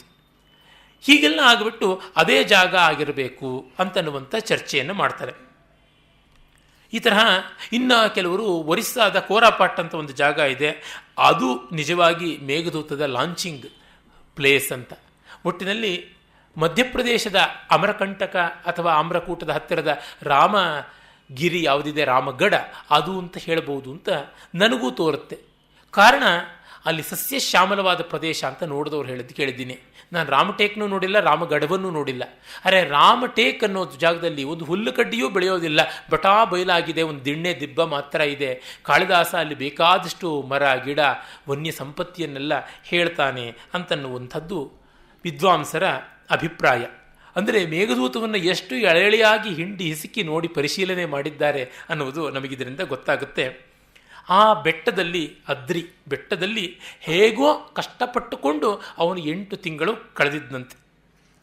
ನೀತ್ವಾ ಮಾಸಾನ್, ಎಷ್ಟು ತಿಂಗಳು ಅಂತ ಹೇಳಿಲ್ಲ, ವರ್ಷ ಅಂತ ಹೇಳಿದ್ರಿಂದ ಇನ್ನು ಶೇಷಾನ್ ಮಾಸಾನ್ ಚತುರೋ ಮೀಲಯಿತ್ವ ಸಹೆ ಅಂತ, ಇನ್ನು 4 ತಿಂಗಳು ಹೇಗೋ ಕಣ್ಣು ಮುಚ್ಕೊಂಡು ಸಹಿಸಿಬಿಡು ಅಂತ ಲೋಚನೆ ಮೀಲಯಿತ್ವ ಅನ್ನುವ ಮಾತು ಬರುತ್ತೆ. ಶೇಷಾನ್ ಮಾಸಾನ್ ಗಮಯ ಚತುರೋ ಲೋಚನೆ ಮೀಲಯಿತ್ವ ಅಂತ ಉತ್ತರ ಮೇಘದಲ್ಲಿ. ಹಾಗಾಗಿ 8 ತಿಂಗಳಾಗಿರಬೇಕು ಅನ್ನುವುದನ್ನು ಲೆಕ್ಕ ಹಾಕಿದ್ದಾರೆ. ಅವನು ಹೇಗೋ ಬದುಕಿದ್ದ ಅಂತ. ಆ ಕತಿಚಿತ್ ಹೇಗೇಗೋ ಬದುಕಿದ್ದ ಅನ್ನೋದು ಸ್ವಾರಸ್ಯ. ಅಬಲೆಯಿಂದ ದೂರನಾದವನು. ಇವನಿದ್ದಾಗ ಅವಳು ಪ್ರಬಲೆ, ಇವನಿಲ್ಲದೆ ಇದ್ದಾಗ ಅವಳು ಅಬಲೆ. ಇವನು ಕಾಮಿ, ಆರ್ತನಾಗಿದ್ದಾನೆ. ಅಂಥವನಿಗೆ ಮುಂಗೈಯಲ್ಲಿ ಕಡಗ ಇಲ್ಲ. ಕನಕವಲಯ ಭ್ರಂಶ ರಿಕ್ತ ಪ್ರಕೋಷ್ಠ ಅಂತ ಕವಿ ಬಹಳ ಸಟಲ್ಲಾಗಿ ಸೂಚ್ಯವಾಗಿ ಮುಂಗೈಯಲ್ಲಿ ಕಂಕಣ ಕಾಣಲಿಲ್ಲ ಅಂದಿದ್ದಾನೆ. ಬೇಂದ್ರೆಯವರ ಮೇಘದೂತ ತುಂಬ ಸೊಗಸಾದದ್ದು. ನಾನು ನಾಳೆಯಿಂದ ಅದರ ಪದ್ಯಗಳನ್ನು ತೆಗೆದು ಓದ್ತೀನಿ. ಮೊಣಕೈಗೆ ಕಡಗ ಸರಿದು ಬಂತು ಅಂತ, ಮೊಣಕೈಗೆ ಕಡಗ ಜಾರಿ ಬಂತು ಅಂತ, ಇಲ್ಲಿದ್ದ ಕಂಕಣ ಇಲ್ಲಿಗೆ ಬಂತು, ಅಷ್ಟು ತೆಳ್ಳಗಾಗ್ಬಿಟ್ಟ ಅಂತ. ಅದಕ್ಕೆ ಕಾರಣ ನಮ್ಮ ಜಾನಪದ ಗೀತೆಗಳಲ್ಲಿ, ಹಳ್ಳಿಗಳಲ್ಲಿ ಈಗಲೂ ಉಂಟು. ಅಯ್ಯೋ ಏನವ್ವ ಮಗಳೇ, ಬಡವಾಗ್ಬಿಟ್ಟು ಅತ್ತೆ ಮನೆಯಿಂದ ಬಂದು ಬಳಿಯೆಲ್ಲ ಮೊಳಕೈಗೆ ಬಂತಲ್ಲೇ ಅಂತ ಹೇಳ್ಬಿಟ್ಟು ಅನ್ನುವಂಥದ್ದು. ಅಂದರೆ ಅಷ್ಟು ಸಣ್ಣ ಆಗಿಬಿಟ್ಲು ಅಂತ. ಆದರೆ ಗಾಹಾಸತ್ತಸೈಯಿನಲ್ಲಿ ಒಂದು ಕಡೆ ಬರುತ್ತೆ, ತುಂಬ ಸೊಗಸಾದ ಸಂದರ್ಭ. ವಿರಹಿಣಿ ಒಬ್ಬಳು ಕಾಕಪಿಂಡ ಇಟ್ಟಿದ್ದಾಳಂತೆ. ಕಾಕ ಬಲಿ. ಕಾಗೆ ಲಾಗ ಹಾಕಿದ್ರೆ ಶಕುನ ಒಳ್ಳೆಯದು, ಬಂಧುಗಳು ಬರ್ತಾರೆ ಅಂತ. ಪ್ರಿಯಬಂಧುವಾದ ಪತಿಯಲ್ಲದೆ ಇನ್ಯಾರು. ಹಾಗೆ ಕಾಕಪಿಂಡ ಇಟ್ಟಾಗ ಬಳೆ ಜಾರಿ ಶಂಖವಲಯ, ಶಂಖದ ಬಳೆ ಜಾರಿ ಬಿದ್ದು ಆ ಪಿಂಡದ ಸುತ್ತಲೂ ಅದು ಆವೃತವಾಗಿದೆ. ಆ ಪಿಂಡದ ಸುತ್ತಲೂ ಯಾವುದೋ ಒಂದು ಬಲೆ ಇರಿಸಿದಂತೆ, ಒಂದು ಟ್ರ್ಯಾಪ್ ಮಾಡದಂತೆ ಕಾಣಿಸ್ತಾ ಇದೆ. ಹಾಗಾಗಿ ಕಾಗೆ ಆ ಕಾಕಪಿಂಡ ತಿನ್ನೋಕೆ ಬರ್ತಾ ಇಲ್ಲ, ತನ್ನನ್ನು ಹಿಡಿಯೋಕ್ಕೇನು ಅಂತ.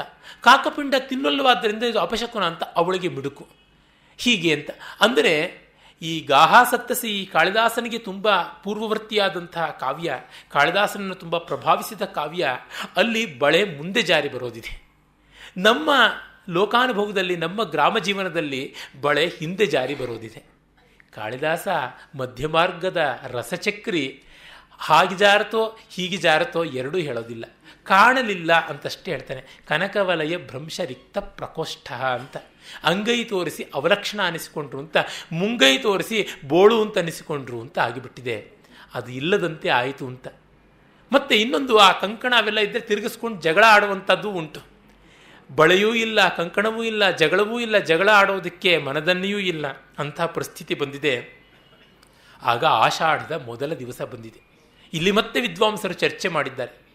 ಆಷಾಢಸ್ಯ ಪ್ರಥಮ ದಿವಸೇ, ಆಷಾಢದ ಮೊದಲ ದಿವಸವ, ಆಷಾಢಸ್ಯ ಪ್ರಶಮ ದಿವಸೇ, ಆಷಾಢದ ಕೊನೆಯ ದಿನವು ಅಂತ. ಅದರಲ್ಲಿ ಮತ್ತೆ ಚರ್ಚೆ ಮಾಡಿ, ಇಲ್ಲ ಆಷಾಢಸ್ಯ ಪ್ರಥಮ ದಿವಸೇ ಅನ್ನುವುದೇ ಸರಿ. ಯಾಕಂದರೆ ಆಷಾಢ ಮುಗೀತು ಅಂತಂದರೆ ಶೇಷಾನ್ ಮಾಸಾನ್ ಗಮಯ ಚತುರೋ ಲೋಚನೆ ಮೀಲಯಿತ್ವ ಅಂತ 4 ತಿಂಗಳು ಅಂತ ಹೇಳ್ತಾ ಇರಲಿಲ್ಲ, 3 ತಿಂಗಳು 10 ದಿವಸ ಅಂತ ಹೇಳ್ತಾ ಇದ್ದ. ಇಲ್ಲಿ ಆದರೆ 4 ತಿಂಗಳು 10 ದಿವಸ ಅಂತ ಆಗುತ್ತೆ. ಹಾಗಾಗಿ ನಾವು ವಿರಹಿಗಳಿಗೆ, ಆತ್ಮೀಯರಿಗೆ ಹೇಳುವಾಗ ಹೇಗೋ 1-2 ದಿವಸ ಅಂತ ಕಡಿಮೆ ಕಾಲ ಹೇಳ್ತೀವಿ, ಜಾಸ್ತಿ ಕಾಲ ಹೇಳೋದಿಲ್ಲ. 3 ತಿಂಗಳು 10 ದಿವಸ ಇರಬೇಕು ಅಂತಿದ್ರೆ 4 ತಿಂಗಳು 10 ದಿವಸದ ಅವಧಿಯನ್ನು ನಾವು ಹೇಳುವಂಥದ್ದು ಆಗೋಲ್ಲ, 4 ತಿಂಗಳೆಲ್ಲ ಹೇಳೋದು ಆಗೋಲ್ಲ. ಮತ್ತು ಮೋಡ ಆ ಪ್ರಾಂತದಲ್ಲಿ ಕಾಣಿಸಿಕೊಳ್ಳುವುದು ಆಷಾಢ ಆರಂಭದಲ್ಲಿ.